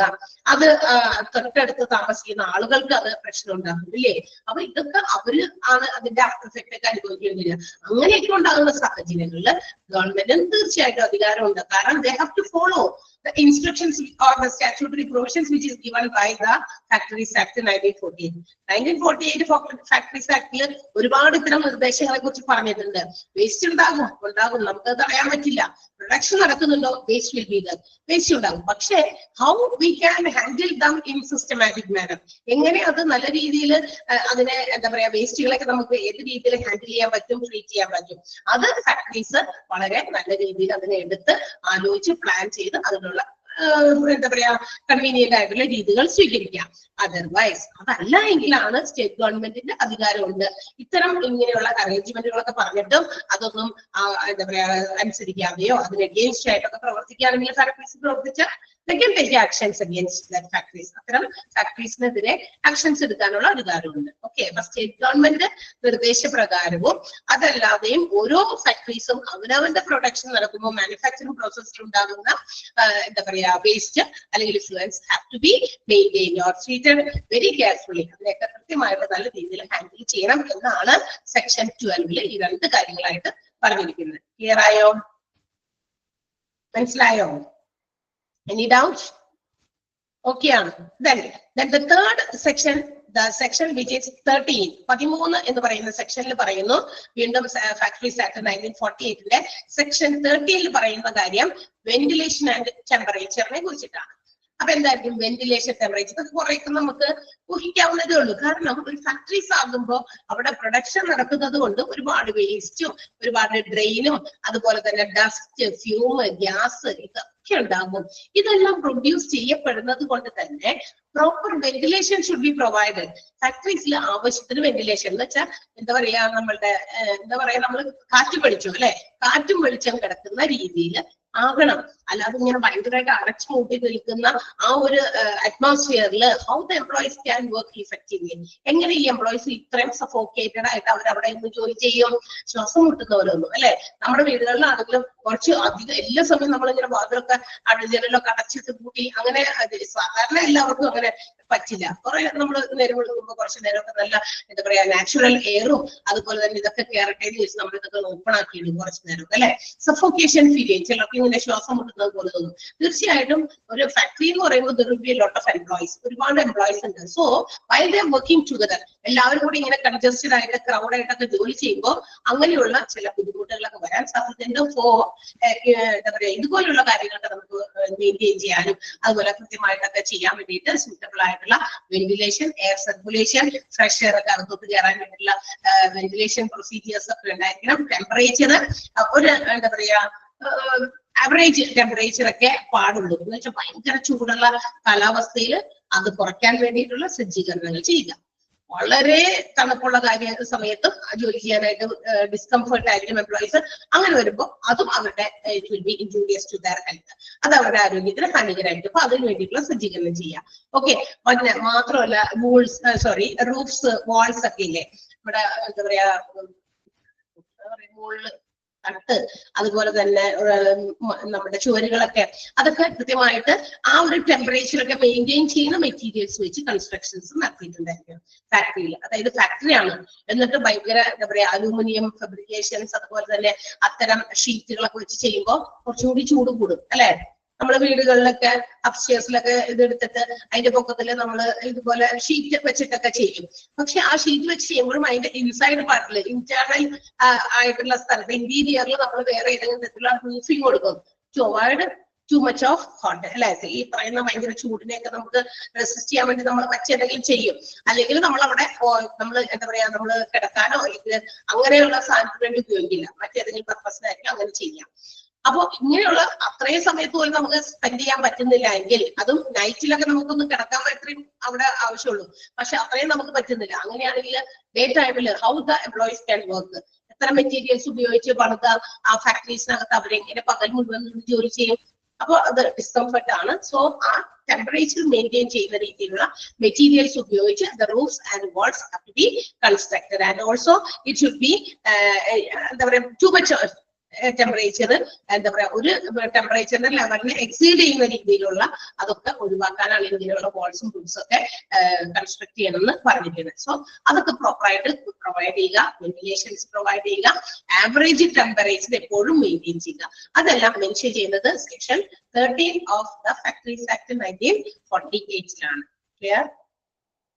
ക്ലിയർ ആയോ? ഓരോ സെക്ഷൻസും എന്താ പറയാ സിമ്പിൾ ആണ്. ഇതൊക്കെ വെറുതെ നമുക്ക് വായിച്ചു നോക്കിയാലും ആർക്ക് വായിച്ചാലും കിട്ടും. പിന്നെ ഒരു നടപടിക്രമം എന്നതുപോലെ പറയുന്നു മാത്രം. ഓക്കെ അല്ലേ? യെസ്. അപ്പൊ പഠിക്കേണ്ടത് ഇങ്ങനെയാണ്. സെക്ഷൻ 13 എന്തിനെ കുറിച്ച് മെൻഷൻ ചെയ്യുന്നു? വെന്റിലേഷൻ ആൻഡ് ടെമ്പറേച്ചർ, അല്ലെങ്കിൽ ventilation and temperature is mention in dash section, അല്ലെങ്കിൽ ഇൻ സെക്ഷൻ ഡാഷ്. ഏത് സെക്ഷനിലാണ് വെന്റിലേഷൻ ടെമ്പറേച്ചറിനെ കുറിച്ച് പ്രതിപാദിക്കുന്നത്? അങ്ങനെയൊക്കെയാണ് ചോദ്യം വരാം. ഓക്കെ, അതല്ല എന്തൊക്കെ ഇമ്പോർട്ടന്റ് ആയിട്ടുണ്ടെങ്കിൽ അത് അണ്ടർലൈൻ ചെയ്താൽ പറയും. അതല്ലെങ്കിൽ ഇത് മാത്രമാണ് നമ്മൾ പഠിക്കേണ്ടത്. മറ്റേതൊക്കെ ഒന്ന് വെറുതെ വായിച്ച് 2 3 പ്രാവശ്യമൊക്കെ വായിച്ച് മനസ്സിലാക്കി വെച്ചിരിക്കുക. നമ്മളിതൊക്കെ പഠിച്ചതല്ലേ, കഷ്ടപ്പെട്ട ഒരു കോഴ്സ് പഠിച്ച് ആ കോഴ്സിന്റെ അകത്തുള്ള ഉള്ളിലുള്ളതെല്ലാം നമ്മളൊന്ന് അറിഞ്ഞിരിക്കണം. എപ്പോഴെങ്കിലും എവിടെയെങ്കിലും നമുക്കൊന്ന് റിമെമ്പർ ചെയ്തെടുക്കണം. ആരെങ്കിലുമായിട്ട് സംസാരിക്കുമ്പോൾ അതിനെ കുറിച്ച് നമ്മളുടേതായ ഒരു ഒപ്പീനിയൻ പറയണമെങ്കിൽ ഈ പഠിച്ചതൊക്കെ നമ്മുടെ അറിവിൽ ഉണ്ടാവണം. അല്ലാതെ ഈ കോഴ്സ് ഞാൻ പഠിച്ചു ഇതൊന്നും ഞാൻ കേട്ടില്ലല്ലോ, ഇത് എപ്പോഴും ടീച്ചർ പഠിപ്പിച്ച, ഇത് എവിടെയായിട്ടിരിക്കുന്നത്, ഇത് ഏത് ഭാഗത്ത് ഇൻക്ലൂഡ് ചെയ്തതാ എന്ന ആ ഒരു ചിന്തയിൽ നിൽക്കാൻ പറ്റില്ല. അതൊക്കെ ഞങ്ങൾ കേട്ടിട്ടുണ്ട്, ഞങ്ങളും പഠിച്ചു ഈ കോഴ്സ്, ഞങ്ങളും ഇതൊക്കെ കൃത്യമായിട്ട് മനസ്സിലാക്കിയിട്ടാണ് വന്നേക്കണേ. കേട്ടോ, അതൊക്കെയാണ് നമ്മൾ മറ്റുള്ളവർ പഠിക്കുന്ന എന്തിനു വേണ്ടിയിട്ടാണ് നമ്മള് എന്ത് കോഴ്സും പഠിക്കുന്നതിന് ഒരുപാട് പർപ്പസ് ഉണ്ട്. പഠിക്കുന്നതിന് എന്ത് പഠിക്കുമ്പോഴും അതിന് ഒരുപാട് ലക്ഷ്യങ്ങളുണ്ട്. ഒന്ന്, ആ വിഷയം നമുക്ക് നന്നായി ഗ്രഹിക്കാൻ, എന്റെ ഓൺ നോളജ് ആൻഡ് സ്കിൽ, എന്റെ അറിവും കഴിവും എനിക്ക് വർദ്ധിപ്പിക്കാൻ വേണ്ടി ഞാനൊരു കാര്യം പഠിക്കാം അല്ലെ, ഒരു ജോലിക്ക് വേണ്ടി പഠിക്കാം, മറ്റുള്ളവർക്ക് പഠിപ്പിച്ചു കൊടുക്കാൻ വേണ്ടി പഠിക്കാം. പല പർപ്പസ് ഉണ്ട്. മനസ്സിലായോ? നമ്മൾ അത് എന്തിനു വേണ്ടി ഉപയോഗിക്കുന്നു എന്നുള്ളതിലാണ് കാര്യം. ഓക്കെ, നെക്സ്റ്റ് വൺ സെക്ഷൻ 14 ആണ് ഡസ്റ്റ് ആൻഡ് ഫ്യൂംസ്. ഇനി പൊടിയും പുകയൊക്കെ അല്ലെ. അപ്പൊ ഈ വീണ്ടും എന്തിനെ കുറിച്ചിട്ടായിരിക്കും? പൊടിയും ഇതുപോലെ തന്നെ പുകയൊക്കെ ഉണ്ടാകാതെ തടയണം. ഉണ്ടാകും തീർച്ചയായിട്ടും. പ്രൊഡക്ഷൻ നടക്കുന്നത് കൊണ്ട് ഞാൻ പറഞ്ഞു നേരത്തെ, factories are the production units. Manufacturing process ഏറ്റവും കൂടുതൽ നടക്കുന്ന യൂണിറ്റുകളാണ് ഫാക്ടറീസ് എന്ന് പറയുന്നത്. തീർച്ചയായിട്ടും there will be dust, fumes, waste, influence എല്ലാം ഉണ്ടായിരിക്കും. പല വേസ്റ്റ് ഉണ്ടായിരിക്കും, പല ഡസ്റ്റ് ഫോംസ് ഉണ്ടായിരിക്കും. അപ്പൊ ഇതൊക്കെ ഉണ്ടാകും. സോ ഈ പറയുന്ന സാധനമൊക്കെ നമ്മളിങ്ങനെ നടച്ചു വരുമ്പോ while inhaling all these, ഇതെല്ലാം ഇങ്ങനെ നമ്മൾ ശ്വസിച്ച്, അല്ലെങ്കിൽ ഇതെല്ലാം ഇങ്ങനെ ഒരു ഡസ്റ്റുകളൊക്കെ ഇങ്ങനെ ഒരു സ്ഥലത്ത് ഇങ്ങനെ കുഞ്ഞു കൂടിയിരിക്കുന്ന മുറിയിലോ ഒക്കെ ജോലി ചെയ്യുമ്പോൾ അത് എന്താണ്, അത് it will cause health problems in the employees. എംപ്ലോയീസിന് ഹെൽത്ത് പ്രോബ്ലംസ് കൊണ്ടുവരും. മാത്രമല്ല നമ്മളിങ്ങനെ ശ്വസിച്ച് വലിച്ചു കയറ്റുകയാണല്ലോ, അപ്പൊ അതൊക്കെ ചെന്ന് ചാടുന്നത് അല്ലെങ്കിൽ ഇപ്പൊ ചെന്ന് കയറി പിടിക്കുന്നത് നമ്മുടെ ലങ്സിലേക്കൊക്കെയാണ്. ശ്വാസത്തിൽ കൂടി ഇങ്ങനെ പോയി അത് ഒരു ദിവസവും 2 ദിവസവും ചിലപ്പോൾ പ്രശ്നം വരുമ്പോൾ കുഴപ്പമില്ല. പക്ഷെ അപ്പോ ആഫ്റ്റർ എന്താ പറയാ ഈ ഓരോ ദിവസങ്ങളും ഓരോ മാസങ്ങളും ഓരോ ആഴ്ചകളും അല്ലെങ്കിൽ വർഷങ്ങളൊക്കെ കഴിഞ്ഞ് വരുമ്പോ ചില ആളുകൾ പെട്ടെന്ന് അസുഖങ്ങൾ വരും. ചിലർക്ക് കുറച്ച് വൈകി, ചിലർക്ക് റെസിസ്റ്റിംഗ് പവർ ഉണ്ടാവും, അപ്പൊ അതനുസരിച്ച് കുറച്ചും കൂടി നീളും. അതല്ലെങ്കിൽ ചിലരിൽ എന്താ പറയാ പെട്ടെന്നായിരിക്കും അസുഖങ്ങൾ കയറി വരിക. അപ്പൊ ഇതെല്ലാം ഇല്ലാതാക്കാനായിട്ട് പ്രോപ്പർ എക്സ്ഹോസ്റ്റ് അല്ലെ, അതുപോലെ തന്നെ എന്താ പറയാ ഇന്റേണൽ കമ്പ്യൂഷൻ എഞ്ചിൻസ്, ഈ പുകേനെ പൊടിയിലൊക്കെ വലിച്ചെടുത്തിട്ട് നശിപ്പിക്കുന്ന തരത്തിലുള്ള ചില മെഷീൻസ് ഒക്കെ ഇന്ന് ഒരുപാടുണ്ട് അല്ലെ. ഇങ്ങനത്തെ പൊടിയൊക്കെ വലിച്ച് അറ്റ്മോസ്ഫിയറിൽ നിന്ന് വലിച്ചെടുത്തിട്ട് അതെല്ലാം എന്ത് ചെയ്യാ, കരിയിച്ച് കളയുന്ന, അത് പുകയൊന്നും ഇല്ലാതെ തന്നെ കരിയിച്ച് കളയുന്ന കുറച്ച് മെഷീൻസും മെഷീനറീസും ഒക്കെ ഇന്ന് ഓൾറെഡി ഉണ്ട്. പണ്ടൊക്കെ ഉണ്ടായിട്ടുണ്ടാകാം, അത് വേറെ രീതിയിലുള്ളതായിരിക്കും. ഇന്നിപ്പോ ടെക്നോളജി ഡെവലപ്പ് ചെയ്യുമ്പോൾ കുറച്ചുകൂടി അഡ്വാൻസ്ഡ് ആയിട്ടുള്ള മോഡലിലുള്ള പുതിയ മെഷീൻസ് ഒക്കെ ഉണ്ട്. So all these machines or equipments should be used to exhaust for the exhaustion. മാത്രമല്ല അവിടെ ഈ എയർ ഒക്കെ ഇങ്ങനെ നല്ലോണം തടഞ്ഞു കഴിയുമ്പോൾ ഭയങ്കരമായിട്ടുള്ള ഈ പറഞ്ഞ പോലെ എന്താ പറയാ ആളുകൾക്ക് ബുദ്ധിമുട്ടുണ്ടാകും. അപ്പൊ എക്സോസ്റ്റ് ഫാൻസോ അല്ലെങ്കിൽ എക്സോസ്റ്റേഴ്സോ ഒക്കെ വെച്ച് കഴിഞ്ഞ് അതൊക്കെ പുറത്തേക്ക് ആ ഡസ്റ്റിനെയും ഫ്യൂംസിനെയൊക്കെ വലിച്ചു കളയാനുള്ള ആ ഒരു എന്താ പറയാ സിസ്റ്റമാറ്റിക് ആയിട്ടുള്ള രീതികളൊക്കെ അവലംബിക്കുക എന്നുള്ളതാണ്. Dust and fumes should be controllable. തീർച്ചയായിട്ടും നിയന്ത്രണ വിധീനമായിരിക്കണം. എന്ന് വെച്ചാൽ നമ്മുടെ നിയന്ത്രണത്തിന്റെ പിടിവിട്ടു പോകരുതെന്ന്. അത് നമ്മളുടെ ആ ഒരു പെർമിസിബിൾ ലിമിറ്റിന് കീഴില് ഇത്രയൊക്കെ പൊടി അതിൽ കൂടുതൽ ഒട്ടും പാടില്ല എന്നൊരു ലിമിറ്റ് ഉണ്ടായിരിക്കും. ആ ലിമിറ്റ് വരെ പാടുള്ളൂ. അതിനപ്പുറം ആകുന്നതിന് മുമ്പ് തന്നെ ഇതിനുള്ള നടപടികൾ സ്വീകരിച്ചിരിക്കണം. ഓക്കെ, ക്ലിയർ ആയോ? Dust and fumes under section 14 of factories act 1948. Clear ആണോ? മനസ്സിലായോ? നമുക്ക് മനസ്സിലാവുന്നുണ്ടോ? ഇല്ല. Okay, next one section 15 subsection 1. 15 എന്ന് പറയുന്ന സെക്ഷനും അതിനകത്ത് വീണ്ടും ഒരു സബ് ക്ലോസ് ആണ്. അതുകൊണ്ടാണ് ബ്രാക്കറ്റിൽ ഒരു ഒന്ന് കൊടുത്തത്. അങ്ങനെ വായിക്കാതെ സെക്ഷൻ 15 സബ്സെക്ഷൻ 1 എന്നാണ് അതിനെ വായിക്കേണ്ടത്. നമ്മൾ വായിക്കുമ്പോൾ അങ്ങനെയാണ്. ചില എന്താ പറയാ, നിങ്ങൾ ഡിഗ്രിയിലൊക്കെ പഠിച്ചപ്പോ ചില കുട്ടികളൊക്കെ കേട്ടിട്ടുണ്ടായിരിക്കും ഇത് അല്ലെ. ബികോം ഒക്കെ പഠിച്ചവർ കേട്ടിട്ടുണ്ടാവും. ഐ തിങ്ക് അവർക്ക് ലോ ആയിട്ട് റിലേറ്റഡ് ആയിട്ടുള്ള ബുക്കുകളൊക്കെ പഠിക്കാനുണ്ട്. അപ്പൊ അതുകൊണ്ട് അങ്ങനെ കേട്ടിട്ടുണ്ടായിരിക്കും. അതല്ലാതെ വേറെ ഏതെങ്കിലും കോഴ്സുകളൊക്കെ ഉണ്ടോ അങ്ങനെ കേട്ടിട്ടുണ്ടോ എന്ന് എനിക്കറിയില്ല. എന്തായാലും എല്ലാവരും ഒന്ന് അറിഞ്ഞിരിക്കാം, അങ്ങനെ വായിക്കാം. ആർട്ടിഫിഷ്യൽ ഹ്യൂമിഡിഫിക്കേഷൻ എന്നുള്ളതാണ് സെക്ഷൻ 15 സബ്സെക്ഷൻ 1 പറയുന്നത്. ഹ്യൂമിഡിറ്റി എന്താ പറയാ, ഹ്യൂമിഡിറ്റി എന്ന് പറഞ്ഞാൽ എന്താ, ഒരു തരം ഈർപ്പം അല്ലെ, ഒരു ഹ്യൂമിഡിറ്റി. സ്റ്റേറ്റ് ഗവൺമെന്റ് പറയുന്നത് അവര് section 15 of the factories act 1948 പറയുന്നു കുറച്ച് rules should be prescribed for the standard of humidification. ഒരു ആവശ്യത്തിന് ഹ്യൂമിഡിഫിക്കേഷൻ രീതികള് എല്ലാ ഫാക്ടറീസിലും അവലംബിക്കണം. എപ്പോഴും ഇങ്ങനെ എന്താ പറയാ ഭയങ്കര ഇതായിട്ട് ഇത് എപ്പോഴും ഭയങ്കരമായിട്ടുള്ള ചൂട് ഇങ്ങനെ നിലനിൽക്കുമ്പോൾ ഒരു ആവശ്യത്തിന് ഒരു മോഡറേറ്റ് ആയിട്ടുള്ള ഒരു സ്റ്റാൻഡേർഡ് ഹ്യൂമിഡിഫിക്കേഷൻ ആണ് നിലനിർത്തേണ്ടത്. അതിലധികമോ അല്ലെങ്കിൽ കുറവോ ആക്കാൻ പാടില്ല. അപ്പൊ നമ്മുടെ എയറിൽ ഹ്യൂമിഡിറ്റി കൂടും, ഈർപ്പം കൂടുന്ന സാഹചര്യം ഉണ്ടാകും, കുറയുന്ന സാഹചര്യം ഉണ്ടാകും. അപ്പൊ ഇതെല്ലാം ഒരു പ്രത്യേക രീതിയിൽ നല്ല രീതിയിൽ കറക്റ്റ് ആയിട്ട് ക്യാരി ഔട്ട് ചെയ്യുന്ന രീതിയിലുള്ള കാര്യങ്ങൾ എന്ത് ചെയ്യണം, അതിനുള്ള ഇൻസ്റ്റാൾമെന്റുകൾ എന്താണെന്ന് വെച്ചാൽ ഇൻസ്റ്റാൾ ചെയ്യാം. And also it should B അത് എപ്പോഴും അത് എന്താ പറയാ എത്രയാണ് ആ റൂമിന്റെ അല്ലെങ്കിൽ ആ ഫാക്ടറിയിലെ ഇന്ന ഭാഗത്തുള്ള ഹ്യൂമിഡിറ്റി എത്രയാണ് അത് എപ്പോഴും എന്താ പറയാ ഒരു ഡിജിറ്റൽ ആയിട്ട് റെക്കോർഡ് ചെയ്യുന്ന രീതിയിൽ അത് ആളുകൾക്ക് വിസിബിൾ ആകുന്ന രീതിയിൽ ഇത്രയാണ് ഇതിന്റെ ഹ്യൂമിഡിറ്റി. അപ്പൊ ആ ഹ്യൂമിഡിറ്റിയുടെ ആ ലെവലിന് താഴേക്കോ മുകളിലേക്കോ ഒക്കെ പോകുമ്പോൾ അത് മെയിൻറ്റെയിൻ ചെയ്യാനുള്ള റൂൾസ് ഷുഡ് ബി പ്രൊവൈഡഡ്. അതിനുള്ള നിയമങ്ങളൊക്കെ കൊണ്ടുവരണം എന്നാണ് സ്റ്റേറ്റ് ഗവൺമെന്റ് കൂടി അനുശാസിക്കുന്നത്. അപ്പൊ അവര് നമ്മുടെ 1948 ഫാക്ടറീസ് ആക്ടിനെ എന്താ പറയാ ഒരു സപ്പോർട്ട് ചെയ്യുന്നുണ്ട്. ബിക്കോസ് ഹ്യൂമിഡിറ്റി കൂടിയാലും കുറഞ്ഞാലും ഒക്കെ അപ്പോഴും ഹെൽത്ത് ഇഷ്യൂസ് ഒക്കെ എംപ്ലോയീസിന് ഉണ്ടാകാം. സോ അത് മെയിൻറ്റെയിൻ ചെയ്യുന്ന രീതിയിൽ എന്ത് ചെയ്യണം, അത് കൃത്യമായിട്ട് റെക്കോർഡ് ചെയ്യണം. ഇത്രയാണ് ഹ്യൂമിഡിറ്റി. അത് ആളുകൾക്ക് എന്താ പറയാ ഡിസ്പ്ലേ ചെയ്യുന്ന രീതിയിൽ എന്താ ചെയ്യാതെ അവിടെ കാണിച്ചിരിക്കണം എന്നുള്ളതാണ്. അതിനും ഓൾസോ അഡക്വേറ്റ് വെന്റിലേഷൻ പ്രൊവൈഡ് ചെയ്യണം. മാത്രമല്ല കൂൾ ഡൗൺ ദ എയർ, ചൂട് പിടിച്ച എയറിനെ നമുക്ക് കൂൾ ചെയ്യാനുള്ള രീതിയിലോ, അത് വർക്ക് ചെയ്യുന്ന റൂംസിലും അങ്ങനെ തന്നെ ജോലി ചെയ്യുന്ന സ്ഥലത്തും ഒത്തിരി ചൂടൊക്കെ ആണെങ്കിലും അതും ബുദ്ധിമുട്ടാണ്. എല്ലാവരും കൂടി ഒരുമിച്ച് ഇരുന്ന് ജോലി ചെയ്യുമ്പോൾ ഇതെല്ലാം പ്രോപ്പറായിട്ട് മെയിൻറ്റെയിൻ ചെയ്യേണ്ട റൂൾസ് ആണ് ഇതിനെ കുറിച്ച് പറയുന്നത്. സെക്ഷൻ 15 സബ്സെക്ഷൻ 1 ആർട്ടിഫിഷ്യൽ ഹ്യൂമിഡിഫിക്കേഷനെ കുറിച്ച് പറയുന്നത്. ക്ലിയർ ആയോ? മനസ്സിലായോ? ക്ലിയർ? എല്ലാവരും കേൾക്കണല്ലേ? Okay, yes. നെക്സ്റ്റ് വൺ, അടുത്ത സെക്ഷൻ പറയുന്നത് സെക്ഷൻ 16 ആണ്. എന്താണ് what is section 16 mentioning about? It is about the overcrowding. എന്താ ഓവർ ക്രൗഡിങ് എന്ന് പറഞ്ഞാൽ എന്താ? അതായത് ഒരു ചെറിയ മുറിയിൽ ഒരുപാട് എംപ്ലോയീസിനെ കൊണ്ടുവന്നിരുന്നിട്ട് അവരോട് ജോലി ചെയ്യാൻ പറയും. സി, നമ്മൾ തന്നെ മനുഷ്യന്മാരാണെങ്കിൽ തന്നെ അന്തരീക്ഷം മാത്രം ചൂട് പിടിക്കുന്നത് മാത്രമല്ല, നമ്മൾ ഒരുപാട് പേര് വരുമ്പോ ഒരുപാട് പേര് ഇങ്ങനെ ഇൻഹേലും എക്സേലും ചെയ്യുന്നുണ്ട് അല്ലെ, ശ്വാസം ചെയ്യുന്നുണ്ട്. റെസ്പിറേഷൻ ചെയ്യുന്നുണ്ട്. അപ്പൊ എന്താ പറയാ, ഒരുപാട് കാർബൺ ഡയോക്സൈഡ് നമ്മളിങ്ങനെ പുറത്തേക്ക് എക്സൈൽ ചെയ്ത് ചെയ്യുന്നുണ്ട്. അപ്പൊ ഇത് കുറെ പേര് കൂടി ചെയ്യുമ്പോൾ എല്ലാവരും കൂടി ഒരുമിച്ച് ഒരു മുറിക്കകത്തൊക്കെ ഇരുന്ന് അടച്ചു മൂട്ടിയ സ്ഥലത്തൊക്കെ ഇരുന്ന് ചെയ്യുമ്പോൾ അതും ഇറ്റ്സ് ഇൻജൂറിയസ് ടു ഹെൽത്ത്. എംപ്ലോയീസിന്റെ ഹെൽത്തിന് എന്താ പറയാ ആരോഗ്യപരമായിട്ടുള്ള കാര്യമല്ല. അപ്പൊ ഓവർ ക്രൗഡിങ്, തിങ്ങി ചേർന്നിട്ടുള്ള ജോലി ചെയ്യല് ഏതെങ്കിലും ഒരു വർക്ക് റൂമില് will be injurious to health of the workers those who are engaged in that particular work. ഏതെങ്കിലും ഒരു ജോലിയിൽ ഏർപ്പെട്ടിരിക്കുന്ന ഒരു കൂട്ടം എംപ്ലോയീസ് ഒരുമിച്ച് ഒരു കുഞ്ഞു മുറിക്കകത്തോ, മുറിയുടെ വലിപ്പമല്ല, മുറിയുടെ വലിപ്പത്തിന് പ്രൊപ്പോർഷനേറ്റ് ആയിട്ടുള്ള നമ്പർ ഓഫ് എംപ്ലോയീസ് ആണ് അവിടെ ഇരുന്ന് ജോലി ചെയ്യുന്നത്. ഒരു ചെറിയ മുറി, ഒരു ചെറിയ സ്ക്വയർ ഫീറ്റ് ഏരിയ ഉള്ള മുറിക്കകത്ത് ഒരു എന്താ പറയാ 10-30 ആളുകളെ കൊണ്ടുവന്നിട്ട് ജോലി ചെയ്യിപ്പിക്കുക. ഞങ്ങൾക്ക് ജോലിയിൽ നിന്നുള്ള ഔട്ട്പുട്ടാണ് പ്രാധാന്യം, നിങ്ങളുടെ ആരോഗ്യം നമുക്കുള്ള വിഷയമല്ലാത്തുള്ള മട്ടില് ജോലി ചെയ്യിപ്പിക്കാൻ പാടില്ല. അതിന് പ്രൊപ്പോർഷനേറ്റ് ഒരു ആവശ്യത്തിന് വലിപ്പം ഉണ്ടായിരിക്കും. ഒന്ന് ഇരിക്കാനോ ഒന്ന് പതുക്കെ എന്താ പറയാ നമുക്കൊന്ന് ചെയ്യുന്ന ജോലി ഒന്ന് റിലാക്സ് ചെയ്ത് ചെയ്യാനൊന്നുള്ള സൗകര്യമില്ല.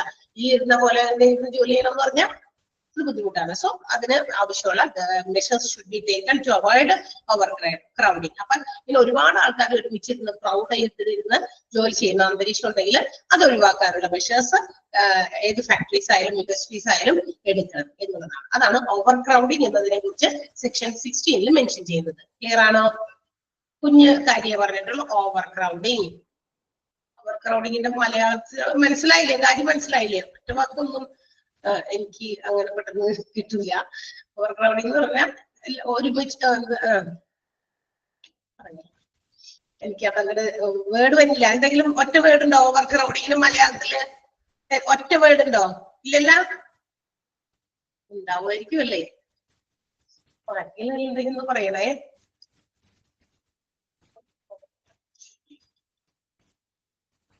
ക്ലിയർ ആണോ എല്ലാവർക്കും ഈ പോയിന്റ് വരെ? ഓവർ ക്രൗഡിങ് മനസ്സിലായോ?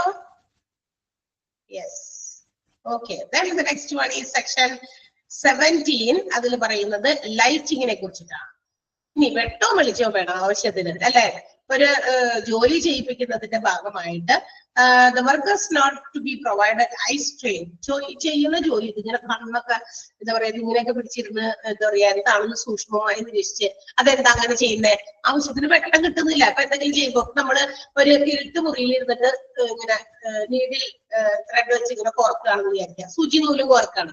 ഒരു ഇരുട്ട മുറിയിൽ വെച്ച് കോർക്കുന്നതാണോ പുറത്തേക്ക് ഇറങ്ങിയെന്ന് പോകുന്നത്? അതിന് സൂചി നൂല് കോർക്കാണ്. അപ്പൊ നമ്മളൊന്ന് പുറത്തേക്ക് ഇറങ്ങിയെന്ന് കോർക്കുന്നതാണ്. എപ്പോഴേതായിരിക്കും എളുപ്പം തീരാ? നല്ല ആവശ്യത്തിന് വെട്ടമൊക്കെ വെച്ചിട്ട് ചെയ്യുന്നത്, അല്ലെ? ആ വെട്ടത്തിൽ നിന്ന് ചെയ്യുന്നത്. അപ്പൊ proper lighting should be provided to the employees for their proper working. അവരുടെ പ്രോപ്പർ ആയിട്ടുള്ള ജോലി ചെയ്യുന്നതിന് ആവശ്യത്തിന് വെട്ടവും വെളിച്ചവും ഒക്കെ വേണം എന്നാണ് സെക്ഷൻ 17 പറയുന്നത്. ഫാക്ടറിയുടെ ഏത് മുക്കിലും മൂലയിലും ആവശ്യത്തിന് വെട്ടം കിട്ടുന്ന രീതിയിലാണ് ആളുകളെ എത്തി ജോലി ചെയ്യിപ്പിക്കേണ്ടത്. ആൻഡ് ഓൾസോ സഫീഷ്യന്റ് സ്യൂട്ടബിൾ ആയിട്ടുള്ള lighting, whether it is artificial or natural. Natural ആയിട്ടുള്ള വെളിച്ചമായിക്കോട്ടെ ആർട്ടിഫിഷ്യൽ ആയിട്ടുള്ള വെളിച്ചമായിക്കോട്ടെ, എന്താണോ അത് കൃത്യമായിട്ട് കൊടുക്കുക. ഇപ്പൊ ആർട്ടിഫിഷ്യൽ വെളിച്ചം എന്ന് പറഞ്ഞാൽ നമ്മുടെ ലൈറ്റ് ഒക്കെ ഇട്ട് വെളിച്ചം കൊടുക്കുക. അതല്ല ജനലും വാതിലൊക്കെ തുറന്നിട്ട് ചെയ്യാൻ പറ്റുന്ന ജോലികളൊക്കെ ആണെങ്കിൽ അതൊക്കെ തുറന്നിട്ട് ആവശ്യത്തിന് നമ്മുടെ നാച്ചുറൽ ആയിട്ടുള്ള സൺലൈറ്റ് ഒക്കെ കയറി വരട്ടെ, ആ രീതിയിൽ അവർക്ക് പ്രൊവൈഡ് ചെയ്യുക. ഓക്കെ, അത് ഫാക്ടറീസ് തീർച്ചയായിട്ടും ചെയ്യണം. അതിന് വേണ്ടിയിട്ട് ഇരുട്ടൊക്കെ അധികം വരാതിരിക്കാൻ നമ്മുടെ ഗ്ലാസ് വിൻഡോസ് ഒക്കെ, അതായത് ഗ്ലേസിംഗ് ഉള്ള, അതായത് ട്രാൻസ്പെറന്റ് ആയിട്ടുള്ള അപ്പുറത്തേക്ക് കാണാൻ പറ്റുന്ന രീതിയിലുള്ള വിൻഡോസ് ഒക്കെ ആണെങ്കിൽ അത് ആവശ്യത്തിന് അതിൽ കൂടിയൊക്കെ സ്റ്റൈലൈറ്റ് നമ്മുടെ ആകാശത്തുനിന്നുള്ള വെളിച്ചമൊക്കെ അങ്ങനെ വരും. ആൻഡ് മാത്രമല്ല എപ്പോഴും അതിന്റെ inner and outer surface of each light arrangements, എന്ത് ലൈറ്റ് ഒക്കെ ആണെങ്കിലും ആ ലൈറ്റ് ഒക്കെ കയറി വരുന്ന അകത്തേക്ക് വെളിച്ചം വരുന്ന ഗ്ലാസുകളൊക്കെ ഉണ്ടെങ്കിൽ അതൊക്കെ നീറ്റായിട്ട് ക്ലീൻ ആയിട്ട് എപ്പോഴും തുടച്ച് വൃത്തിയാക്കിയിട്ടില്ലെങ്കിൽ പൊടി പിടിച്ച് അതിൽ കൂടി വെളിച്ചമൊന്നും വരില്ല. അങ്ങനെ പൊടി നമ്മൾ കാണാതെ ഇഗ്നോർ ചെയ്താല് ശ്രദ്ധിക്കാണ്ട് അങ്ങനെ വിട്ട ഗ്ലാസ് ഒക്കെ ഇങ്ങനെ പൊടി പിടിച്ച് പൊടി വന്ന് കയറി അത് അടഞ്ഞു പോകും. അതങ്ങനെ എന്താ പറയാ ട്രാൻസ്പെറൻസി ഒക്കെ മാറ്റി അതിങ്ങനെ എന്താ പറയാ വേറെ എന്തോ സാധനമായിരിക്കും. അപ്പൊ വെളിച്ചം കയറില്ല. അപ്പൊ അതൊക്കെ കൃത്യമായിട്ടൊക്കെ അതിന്റെ ഇന്നർ ഔട്ടർ സർഫസ് ഒക്കെ നന്നായി തുടച്ച് വൃത്തിയാക്കി what ever rules are provided, എന്തൊക്കെ റൂൾസ് ആണ് അതിനുവേണ്ടി പ്രൊവൈഡ് ചെയ്തിട്ടുള്ളത് ലൈറ്റിങ്ങിനെ കുറിച്ച്, അതെല്ലാം തന്നെ കൃത്യമായി ഫോളോ ചെയ്ത് വേണം അവർ ലൈറ്റ് അറേഞ്ച്മെന്റ്സ് ഒക്കെ വർക്കേഴ്സിന് പ്രൊവൈഡ് ചെയ്യാൻ. അല്ലെങ്കിൽ it will be too much of strain for their eyes. അല്ലെങ്കിൽ എന്ത് പറ്റും, കണ്ണിനൊക്കെ ഭയങ്കരമായിട്ട് സ്ട്രെയിൻ കൊടുത്ത് അത് എന്ത് ചെയ്യും, ഇങ്ങനെ നോക്കി സൂക്ഷ്മമായിട്ടൊക്കെ നോക്കി കഴിയുമ്പോൾ അധികം നാള് കഴിഞ്ഞേക്കുമ്പോ കണ്ണിന്റെ ഇതൊക്കെ നഷ്ടപ്പെട്ടു പോകും, അല്ലെ? കണ്ണിന്റെ ആ പവർ ഒക്കെ നഷ്ടപ്പെടും. നമ്മൾ കൂടുതൽ സ്ട്രെയിൻ ചെയ്യുമ്പോഴാണ് ഇപ്പൊ ചില ആളുകളോട് പറയില്ലേ കണ്ണട വെക്കണം, കണ്ണിന് എന്തെങ്കിലും അല്ലെങ്കിൽ തലവേദനയൊക്കെ വരുമ്പോ നമ്മൾ കണ്ണൊക്കെ കൊണ്ട് ഡോക്ടറെ കാണിക്കും. So they will prescribe specs ഒക്കെ നമ്മളോട് വെക്കാൻ പറയും. അപ്പൊ നമ്മൾ വെക്കും. ചിലപ്പോ നമുക്ക് വെക്കാനായിട്ട് ഇഷ്ടപ്പെടില്ല, അപ്പൊ അവിടെ ഉള്ളിക്കും. പക്ഷെ ഇത് വെച്ച് ആ കണ്ണിന്റെ പവറിനെ റിഗെയിൻ ചെയ്യാനൊക്കെ ഉള്ള ഒരു കാര്യമായിരിക്കും അവര് പറയുന്നത്. പക്ഷെ നമ്മളത് ഇഗ്നോർ ചെയ്യും. നമ്മളത് വേണം ചിലപ്പോ വെള്ളം അത്യാവശ്യം ഘട്ടത്തിൽ മാത്രം വെക്കുന്നു, അല്ലാത്ത സമയത്ത് അത് വെക്കില്ല. അങ്ങനെ വരുമ്പോ നമ്മൾ എന്ത് ചെയ്യും? പറഞ്ഞ കാര്യം ചെയ്യാതെ നമ്മൾ കുറെ സ്ട്രെയിൻ ചെയ്ത് വായിക്കുന്ന സമയത്ത് മറ്റുള്ളവരൊക്കെ വിചാരിച്ചാലോ കണ്ണടയൊക്കെ വെച്ച് വായിക്കണം എങ്ങനെയാണെന്ന് വിചാരിച്ച് അതൊക്കെ നമ്മൾ ഇഗ്നോർ ചെയ്ത് കഴിഞ്ഞാൽ നമ്മൾ കൂടുതൽ സ്ട്രെയിൻ ആയി പോകും. അങ്ങനെ ചെയ്ത് ഉള്ള പവർ എന്ത് ചെയ്യുന്നു? വേഗം തന്നെ ഇല്ലാതായി. അതേസമയം അവർ പറയുന്ന നിർദ്ദേശിക്കുന്ന രീതിയിൽ നമ്മളത് ഫോളോ ചെയ്യുകയാണെങ്കിൽ അത് നമുക്ക് ചിലപ്പോൾ ഒരു പരിധി കഴിയുമ്പോൾ നമുക്ക് ഗ്ലാസുകൾ ഇല്ലാതെ നമുക്ക് വായിക്കാൻ പറ്റും, അല്ലെങ്കിൽ നമ്മുടെ കണ്ണിന്റെ ആ ഒരു പവർ നമുക്ക് റീഗെയിൻ ചെയ്യാൻ പറ്റും. അപ്പൊ പ്രശ്നങ്ങളൊക്കെ ഇല്ലാതാകും. അപ്പൊ അതിന് അപ്രോപ്രിയേറ്റ് ആയിട്ടുള്ള സ്റ്റെപ്സ് ഒക്കെ എടുക്കേണ്ടത് ഫാക്ടറീസിന്റെ ഉടമസ്ഥതയിലുള്ളവർക്ക് വളരെ ഇമ്പോർട്ടന്റ് ആയിട്ടുള്ള കാര്യമാണ്. അതിന് സെക്ഷൻ 17 ആണ് ഈ ഫാക്ടറീസ് ആക്ട് 1948 ഇതിനെ കുറിച്ച് ലൈറ്റിങ്ങിനെ കുറിച്ചിട്ട് മെൻഷൻ ചെയ്യുന്നത്. ക്ലിയർ ആയോ? ക്ലിയർ ആയോ? യെസ്. അടുത്തത് നെക്സ്റ്റ് വൺ സെക്ഷൻ 18 ആണ്, which mentions about the drinking water. ഇനി വെള്ളത്തെ സംബന്ധിക്കുന്ന കുടിവെള്ള പദ്ധതിയാണ് ഈ അടുത്തത്. തീർച്ചയായിട്ടും നമുക്കറിയാം ഒരു ഫാക്ടറീസിലോ മറ്റേതെങ്കിലും ബിസിനസ് ഓർഗനൈസേഷനിലോ വർക്ക് ചെയ്യാൻ വരുന്ന എംപ്ലോയീസ് എല്ലാവരും ടേക്ക് വാട്ടർ വിത്ത് ദം ബിഫോർ ഡ്രിങ്കിങ്. വെള്ളം കുടിക്കണം. ആണുങ്ങളൊന്നും അങ്ങനെ വെള്ളമൊന്നും പിടിച്ചിട്ടൊന്നും വരില്ല അല്ലെ. നമ്മള് സ്ത്രീകളൊക്കെ പോകുമ്പോ ജോലിക്ക് പോകുമ്പോ എല്ലാ ദിവസവും ഒരു കുപ്പി വെള്ളമൊക്കെ ചിലപ്പോൾ നമ്മുടെ അതിൽ കരുതും. ചിലപ്പോൾ ഓൾറെഡി അവിടെ വെള്ളം ഉണ്ടെങ്കിലും തീർച്ചയായിട്ടും ചിലപ്പോൾ നമ്മൾ ഇതെന്തിനാ വെറുതെ ഈ ഭാരം കൂടി കുറച്ച് ഡിസ്റ്റൻസിൽ നിന്നൊക്കെ വരുന്നവർക്ക് ഇതൊക്കെ കുറച്ച് ഒരു ലഗേജ് പോലെ തോന്നും. അപ്പൊ എന്ത് ചെയ്യും? അതൊക്കെ ഒഴിവാക്കും.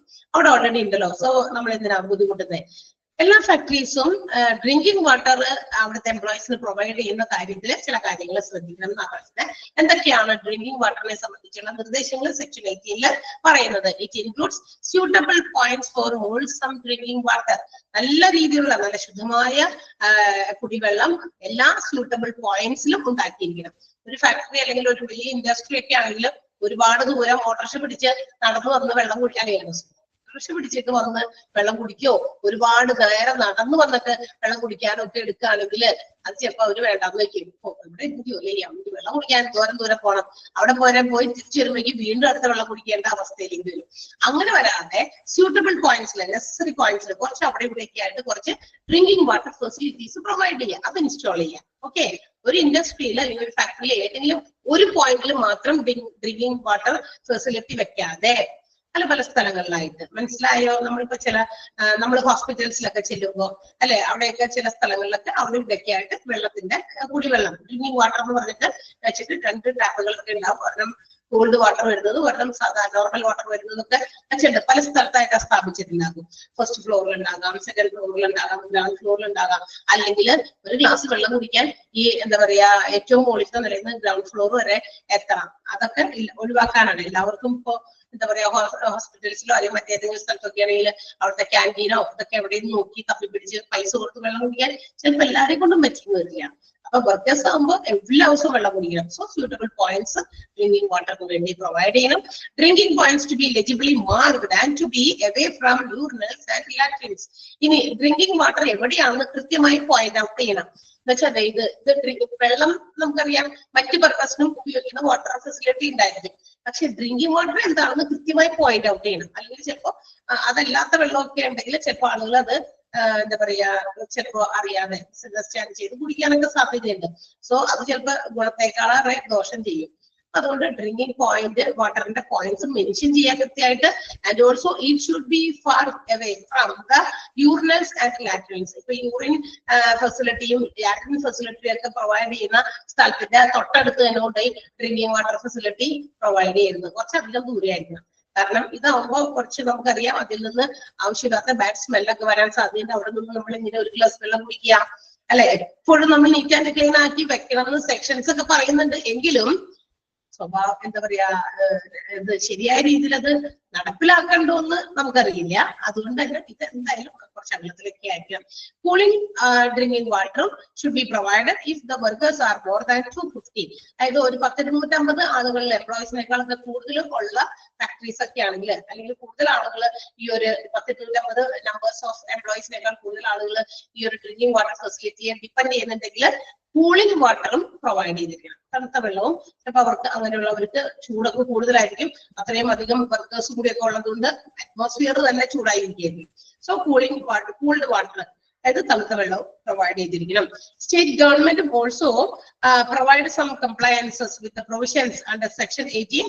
That means the distribution and supply of drinking water in factories. അതായത് അവരും പറയുന്നുണ്ട്, സ്റ്റേറ്റ് ഗവൺമെന്റും പറയുന്നുണ്ട് എന്തൊക്കെ കാര്യങ്ങൾ നമ്മൾ ഡ്രിങ്കിങ് വാട്ടർ വിതരണം ചെയ്യുന്നതിലും അത് കൊണ്ടുവന്ന അവിടുത്തെ വർക്കേഴ്സിനൊക്കെ കുടിക്കാൻ വേണ്ടിയിട്ട് ഡ്രിങ്കിങ് വാട്ടർ പ്രൊവൈഡ് ചെയ്യുന്ന കാര്യത്തിലും അവരും സ്ട്രിക്റ്റ് ആയിട്ടുള്ള കുറെ കാര്യങ്ങൾ, നിയമങ്ങൾ കൊണ്ടുവന്നിട്ടുണ്ട്. അതനുസരിച്ച് തന്നെ ചെയ്യണമെന്നാണ്.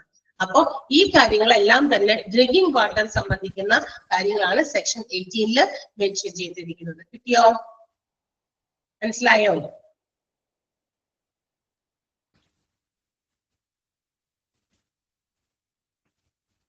ക്ലിയർ?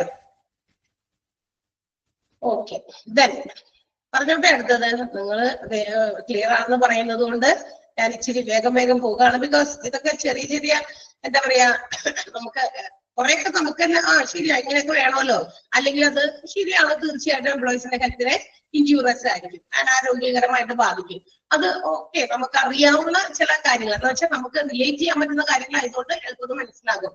അതുകൊണ്ട് ഇച്ചിരി സ്പീഡിൽ പോകുന്നുണ്ട്. നിങ്ങൾ സ്പീഡിൽ പോകുന്നുണ്ടെന്ന് ഞാനും സ്പീഡിൽ കൊണ്ടെന്ന് എനിക്ക് തന്നെ മനസ്സിലാകുന്നുണ്ട്. ബിക്കോസ് നിങ്ങളുടെ റെസ്പോൺസിബിലിറ്റി അറിഞ്ഞിട്ടാണ് ഞാനും അങ്ങനെ പോണേ. അപ്പൊ അതുകൊണ്ട് എന്തെങ്കിലും ഉണ്ടെങ്കിൽ ഇടയിൽ പറയണട്ടാ. Again and again ഞാൻ പറയാണ്, സെക്ഷൻ 19 ലാട്രിൻസ് ആൻഡ് യൂറിനൽസിനെ കുറിച്ചിട്ടാണ് വീണ്ടും ഫാക്ടറീസ് ആക്ടിൽ പറയുന്നത്. Section 19 latrine and urinals. ഞാൻ പറഞ്ഞു ലാറ്ററിൻ, ഇങ്ങനെ ഓരോന്നും പഠിക്കുമ്പോൾ അതിന്റെ സെക്ഷനും എന്തിനെ കുറിച്ച് മെൻഷൻ ചെയ്യുന്നു എന്നുള്ളത് അങ്ങനെ തന്നെ പഠിച്ചു വെക്കുക. ഓർഡറിൽ അങ്ങനെ പഠിച്ചു വെച്ചാൽ ചിലപ്പോൾ നിങ്ങൾക്ക് തെറ്റിപ്പോകില്ല. വേണമെങ്കിൽ നിങ്ങൾ ഓരോന്നിനും വേണമെങ്കിൽ ക്ലൂവോ അല്ലെങ്കിൽ എന്തെങ്കിലും തരത്തിലുള്ള എന്താ പറയാ, നമ്മളിങ്ങനെ പഠിക്കുമല്ലോ, PSC ഒക്കെ പഠിക്കുമ്പോൾ അങ്ങനെ എന്തെങ്കിലും ഷോർട്ട് ഫോംസ് ഒക്കെ ആയിട്ട് ഇതാക്കി ഏതെങ്കിലും ഒരു ഇത് ഉണ്ടാക്കി വെച്ച് സ്വന്തമായിട്ട് അങ്ങനെ മാറിപ്പോവാതെ പഠിക്കണം. കാരണം ഇത് മാത്രമല്ല, ഇനിയും കുറച്ച് സെക്ഷൻസ് വരുന്നുണ്ട്. ഇതിപ്പോ statutory provisions of employees health ആണ്, ആരോഗ്യത്തെ സംബന്ധിക്കുന്നത്. അതായത് എംപ്ലോയീസിന്റെ ആരോഗ്യം നല്ല രീതിയിൽ മെയിൻറ്റെയിൻ ചെയ്യാൻ വേണ്ടി എംപ്ലോയീസിനെ കുറച്ച് സ്റ്റാറ്റ്യൂട്ടറി പ്രൊവിഷൻസ് നമ്മുടെ ഫാക്ടറീസ് ആക്ട് 1948 പ്രൊവൈഡ് ചെയ്തിരിക്കുന്നതാണ് നമ്മൾ പഠിക്കുന്നത്, employees ഹെൽത്തിനെ സംബന്ധിക്കുന്നത്. Again, there are some sections which is included in the employee safety. ഇനി നമ്മുടെ എംപ്ലോയീസിന്റെ സേഫ്റ്റി, പ്രൊട്ടക്ഷൻ, അവരുടെ സംരക്ഷണവുമായി ബന്ധപ്പെട്ട് കുറച്ച് സ്റ്റാറ്റ്യൂട്ടറി പ്രൊവിഷൻസ് നമുക്ക് വേറെ പഠിക്കാറുണ്ട്. അപ്പൊ അത് രണ്ടും തമ്മിൽ ക്ലാഷ് ആകരുത്. അപ്പൊ 11 മുതൽ 20 വരെ എംപ്ലോയി ഹെൽത്തിനെ സംബന്ധിക്കുന്നതാണ്. അത് കഴിഞ്ഞതിന് ശേഷം 21 മുതൽ ഐ തിങ്ക് 40 വരെ എംപ്ലോയി സേഫ്റ്റിയെ സംബന്ധിക്കുന്ന സെക്ഷൻസ് നമുക്ക് പഠിക്കാനുണ്ട്. ഓക്കെ, അപ്പൊ അതുകൊണ്ടാണ് ഇത്ര ഇതായിട്ട് പറയുന്നത്. So let's say latrines and urinals, അതും എല്ലാ ഫാക്ടറിയിലും എന്താ എങ്ങനെയായിരിക്കണം, sufficient latrines and urinals should be provided conveniently for each workers, and also it should be separated for male and female workers. അതായത് ആവശ്യത്തിന്, അതായത് ഏകദേശം എത്ര എണ്ണം എംപ്ലോയീസ് അവിടെ ഉണ്ട് എന്നുള്ളതിന്റെ അടിസ്ഥാനത്തിൽ അതിന് പ്രൊപ്പോർഷനേറ്റ് ആയിട്ടുള്ള നമ്പർ ഓഫ് ലാട്രിൻസ് ആൻഡ് യൂറിനൽസ് എന്താ പറയാ പ്രൊവൈഡ് ചെയ്യും. അതിനുള്ള പ്രൊവിഷൻസ് അവർ തയ്യാറാക്കണം. മനസ്സിലായോ? ഒരു 500 പേര് ജോലി ചെയ്യുന്ന ഒരു ഫാക്ടറി, അവിടെ അത്രയും ആളുകളുണ്ട്, അത്രയും വർക്കേഴ്സ് ഉണ്ടെന്ന് വിചാരിക്കാം. അവിടെ എത്ര യൂറിനൽസും ലാട്രിൻസും പ്രൊവൈഡ് ചെയ്യണം എന്നുള്ളത് പോലെയല്ല ഒരു എന്താ പറയാ 50 മാത്രം ആളുകൾ വർക്ക് ചെയ്യുന്ന ഒരു ഫാക്ടറിയിൽ, അല്ലെ? അപ്പൊ നമുക്കറിയാം 50 പേരെ ഉള്ളെങ്കിൽ അതനുസരിച്ചിട്ടുള്ള യൂറിനൽസും ലാട്രിൻസും മതി. അതേസമയം അതിനേക്കാൾ കൂടുതൽ നമ്മൾ അറിയാലോ, നമ്മുടെ ലുലു പോലെയുള്ള ബിസിനസ് ഓർഗനൈസേഷനിൽ we can see in each and every floor, അവിടെയൊക്കെ എന്തുണ്ട്, ഓരോ ഫ്ലോറിലും ഓരോ സ്ഥലത്ത് നമ്മുടെ യൂറിനൽസും ലാട്രിൻസും ഒക്കെ പ്രൊവൈഡ് ചെയ്തിട്ടുണ്ട്. Separately four men and women, അല്ലെ? സ്ത്രീകൾക്ക് പുരുഷന്മാർക്കൊക്കെ സെപ്പറേറ്റ് ചെയ്ത് കൊടുത്തിട്ടുണ്ട്. കാരണം എന്താ, ഒരു ഫ്ലോറിൽ തന്നെ അറ്റ് എ ടൈം നമുക്ക് ഒരു എത്ര 10 മണി തുടങ്ങി കഴിഞ്ഞു കഴിഞ്ഞാൽ രാത്രി 10-11 മണി വരെയൊക്കെ അവിടെ നിൽക്കണമെങ്കിൽ നമ്മൾ ഓരോ ഫ്ലോറിലും അറ്റ് എ ടൈം ഏകദേശം എത്ര ആളുകൾ ഉണ്ടെന്നൊന്ന് നോക്കുക. വർക്കേഴ്സ് ആയിട്ടോ അല്ലെങ്കിൽ വരുന്ന കസ്റ്റമേഴ്സ് ആയിട്ടോ വർക്കേഴ്സ് മാത്രമാണെങ്കിലും ഉണ്ട് ഇഷ്ടംപോലെ. അപ്പൊ അതനുസരിച്ചിട്ടുള്ള അതിന് പ്രൊപ്പോർഷനേറ്റ് ആയിട്ടുള്ള നമ്പർ ഓഫ് യൂറിനൽസും ലാട്രിൻസും ആണ് ഇവിടെ പ്രൊവൈഡ് ചെയ്തിരിക്കുന്നത്. അതുപോലെ ആയിരിക്കണം എല്ലായിടത്തും എന്നാ പറയുന്നത്. അതല്ലെങ്കിൽ എന്ത് പറ്റും, ഭയങ്കര കൺജസ്റ്റഡ് ആകും, അവിടെ എന്താ പറയാ ക്ലെൻലിനെസ്സും ഇതൊക്കെ നഷ്ടപ്പെടും അല്ലെ. അപ്പൊ ഭയങ്കര ബുദ്ധിമുട്ടായിരിക്കും ആളുകൾക്ക്. ചിലപ്പോ അറ്റേ ടൈം തന്നെ ഈ പറയുന്ന 500-400 പേരൊക്കെ ഉണ്ടെങ്കിൽ ചിലപ്പോ ഒരു 3-5 പേർക്ക് പെട്ടെന്ന് കൊണ്ടുവന്ന് വന്നു കഴിഞ്ഞാൽ എന്ത് പറ്റും, ഇത്രയും നമ്പർ ഓഫ് ലാട്രിൻസും യൂറിനൽസും ഇല്ലെങ്കിൽ അത് ബുദ്ധിമുട്ടായിരിക്കും. ഓക്കെ, അപ്പൊ അത് നന്നായി പ്രൊവൈഡ് ചെയ്യണം. അത് മാത്രമല്ല ഫീമെയിൽസിനും മെയിൽസിനും സെപ്പറേറ്റ് ആയിട്ട് അത് അക്കോമഡേറ്റ് ചെയ്യുന്ന രീതിയിലായിരിക്കണം കൊടുക്കേണ്ടത്. Next one, such accommodation shall be adequately lighted and also വെന്റിലേഷനും അവിടെയും പ്രൊവൈഡ് ചെയ്യണം. വെട്ടവും വെളിച്ചവും വെന്റിലേഷനും വേണം അതിനകത്ത്. ആകെ ഒട്ടും തന്നെ ചുമരിന് ഒരു ദ്വാരം പോലും ഇല്ലാതെ ആയിരിക്കരുത്, ചെറിയ വെന്റിലേഷൻ കൊടുക്കണം. അതുപോലെ തന്നെ എന്താ പറയാ നമ്മളുടെ ചില ലാട്രിൻസും യൂറിനൽസും unless especially excepted by writing in, അതായത് ചിലത് ചിലപ്പോൾ ഉപയോഗിക്കാൻ പറ്റില്ല എന്ന് പറഞ്ഞിട്ട് അതങ്ങനെ ചീഫ് ഇൻസ്പെക്ടർ അങ്ങനെ എന്തെങ്കിലും കമ്മ്യൂണിക്കേറ്റ് ചെയ്തിട്ടുണ്ടെങ്കിൽ അതൊഴിച്ച് ബാക്കിയെല്ലാം ആളുകൾക്ക് ഉപയോഗിക്കുന്ന രീതിയിൽ ആവശ്യത്തിന് വെന്റിലേഷനും പാസേജും പ്രൊവൈഡ് ചെയ്ത് ഉണ്ടാക്കിയിരിക്കണം. മനസ്സിലായി. ഇന്നത് ഇപ്പൊ ചിലപ്പോ ഇറ്റ് ഈസ് എക്സെപ്റ്റഡ്, അത് ഒഴിവാക്കിയിരിക്കുന്നു. ഇന്നർ ലാട്രിനും യൂറിനൽസും അത് ചീഫ് ഇൻസ്പെക്ടർ ഇങ്ങനെ നോക്കിയിട്ടേ ചിലപ്പോൾ എന്തെങ്കിലും വർക്കിംഗ് കണ്ടീഷൻ മോശമായതുകൊണ്ടാകാം, മെയിൻ്റനൻസ് ആവശ്യമുണ്ടെങ്കിൽ അത് ചിലപ്പോൾ അങ്ങനെ അടച്ചു കൂട്ടിയിടും. അതൊക്കെ അങ്ങനെ കൂട്ടിയിട്ടുണ്ടെങ്കിൽ അത് കൂടാതെയുള്ള ബാക്കിയുള്ളതിലൊക്കെ കൃത്യമായിട്ട് എന്താ പറയാ ആളുകളുടെ വെട്ടം വെളിച്ചമൊക്കെ പ്രൊവൈഡ് ചെയ്യുന്ന രീതിയിലും അത് വെന്റിലേഷൻ പാസേജ് ഉള്ള രീതിയിലൊക്കെയാണ് ഇത് മെയിൻറ്റെയിൻ ചെയ്യേണ്ടത്, ഈ യൂറിനൽസും ലാട്രിൻസും. And also clean and sanitary കണ്ടീഷനിലായിരിക്കണം ഓൾ ടൈംസ്. എല്ലാ സമയത്തും അത് സാനിറ്റൈസ് ചെയ്ത് കൂടാതെ ക്ലീൻ ചെയ്തിട്ടിരിക്കുന്ന അറ്റ്മോസ്ഫിയറിലായിരിക്കണം യൂറിനൽസും ലാട്രിൻസും എന്താ പറയാ ഉപയോഗിക്കേണ്ടത്. ആൻഡ് ഓൾസോ സ്വീപ്പേഴ്സിന്റെ ഡ്യൂട്ടിയാണ്, അടിച്ചുവാരി തൂത്തുവാരുന്നവരുടെ ഡ്യൂട്ടിയാണ് to keep the latrines and urinals and also the washing places എന്താ പറയാ വളരെ നീറ്റ് ആൻഡ് ക്ലീൻ ആയിട്ട്. ഏത് സ്ഥലവും യൂറിനലും ലാട്രിൻസും മാത്രമല്ല, പിന്നെ എന്തെങ്കിലുമൊക്കെ കൊണ്ടുവന്ന് കഴുകുന്ന സ്ഥലമൊക്കെ ഇല്ലേ, അവിടെയൊക്കെ നീറ്റ് ആൻഡ് ക്ലീൻ ആയിട്ട് സൂക്ഷിക്കേണ്ടത് ആരുടെ ഡ്യൂട്ടിയാണ്, റെസ്പോൺസിബിലിറ്റിയാണ്, സ്വീപ്പേഴ്സിന്റെ, തൂത്തുവാരുന്നവരുടെ ഡ്യൂട്ടിയാണ് എന്നാണ് പറഞ്ഞിരിക്കുന്നത്. ഓക്കെ, ക്ലിയർ ആയോ? അത്രയും മനസ്സിലായോ? A point. എല്ലാ ഫാക്ടറിയിലും ചില കാര്യങ്ങൾ എന്താ പറയാ യൂറിനൽസ് ആൻഡ് ലാട്രിൻസിനെ കുറിച്ചിട്ട് ഒരു 5 പോയിന്റ് പറഞ്ഞിട്ടുണ്ട്, ABCDE വരെ. ഓക്കെ, ക്ലിയർ ആയോ നോക്ക്. അതില് നിങ്ങൾക്ക് ഒരു സെന്റൻസ് ഞാൻ അണ്ടർലൈൻ ചെയ്യാൻ പറയാം, അതൊന്ന് ചെയ്യാം. ഇത് last point, sweepers shall be employed whose primary duty is to be would be to keep clean latrines, urinals and washing places. ലാട്രിൻസും യൂറിനൽസും വാഷിംഗ് പ്ലേസസും ഒക്കെ നീറ്റായിട്ട് ക്ലീൻ ആക്കി വയ്ക്കാൻ ഡ്യൂട്ടി, ഇത് കടപ്പെട്ടിരിക്കുന്ന ഒരാളാണ് ഒരു ഫാക്ടറിയിലെ സ്വീപ്പേഴ്സ് എന്ന് പറയുന്നത്. ഓക്കെ, അതിന് വേണ്ടിയിട്ടാണ് സ്വീപ്പേഴ്സിനെ എംപ്ലോയ് ചെയ്തിരിക്കുന്നത്.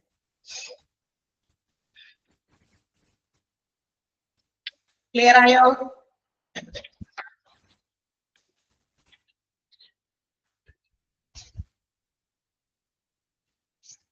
ഓക്കെ ആണോ? യെസ്.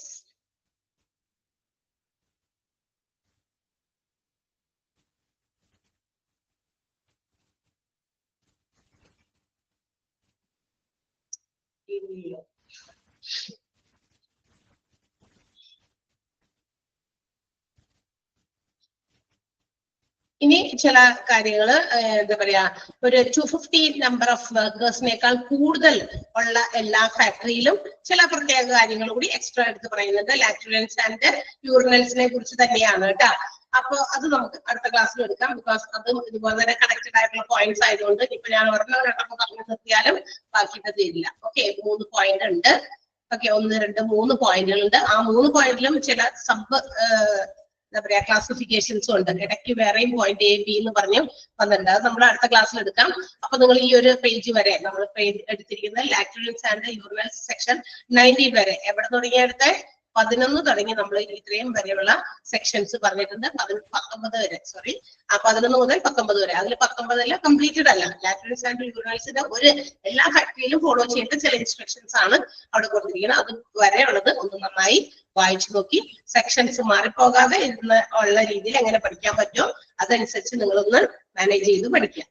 ഓക്കെ, ഓക്കെ അല്ലേ? മതിയില്ലേ? അടുത്ത ദിവസം എടുത്താൽ മതിയാ ബാക്കി? സമയമില്ല, ഞാൻ ഇപ്പൊ തുടങ്ങിയ പിന്നെ എക്സ്റ്റെൻഡ് ചെയ്തെടുക്കേണ്ടി വരും സമയം, അതുകൊണ്ടാണ്. Okay, so see you. Thank you, by.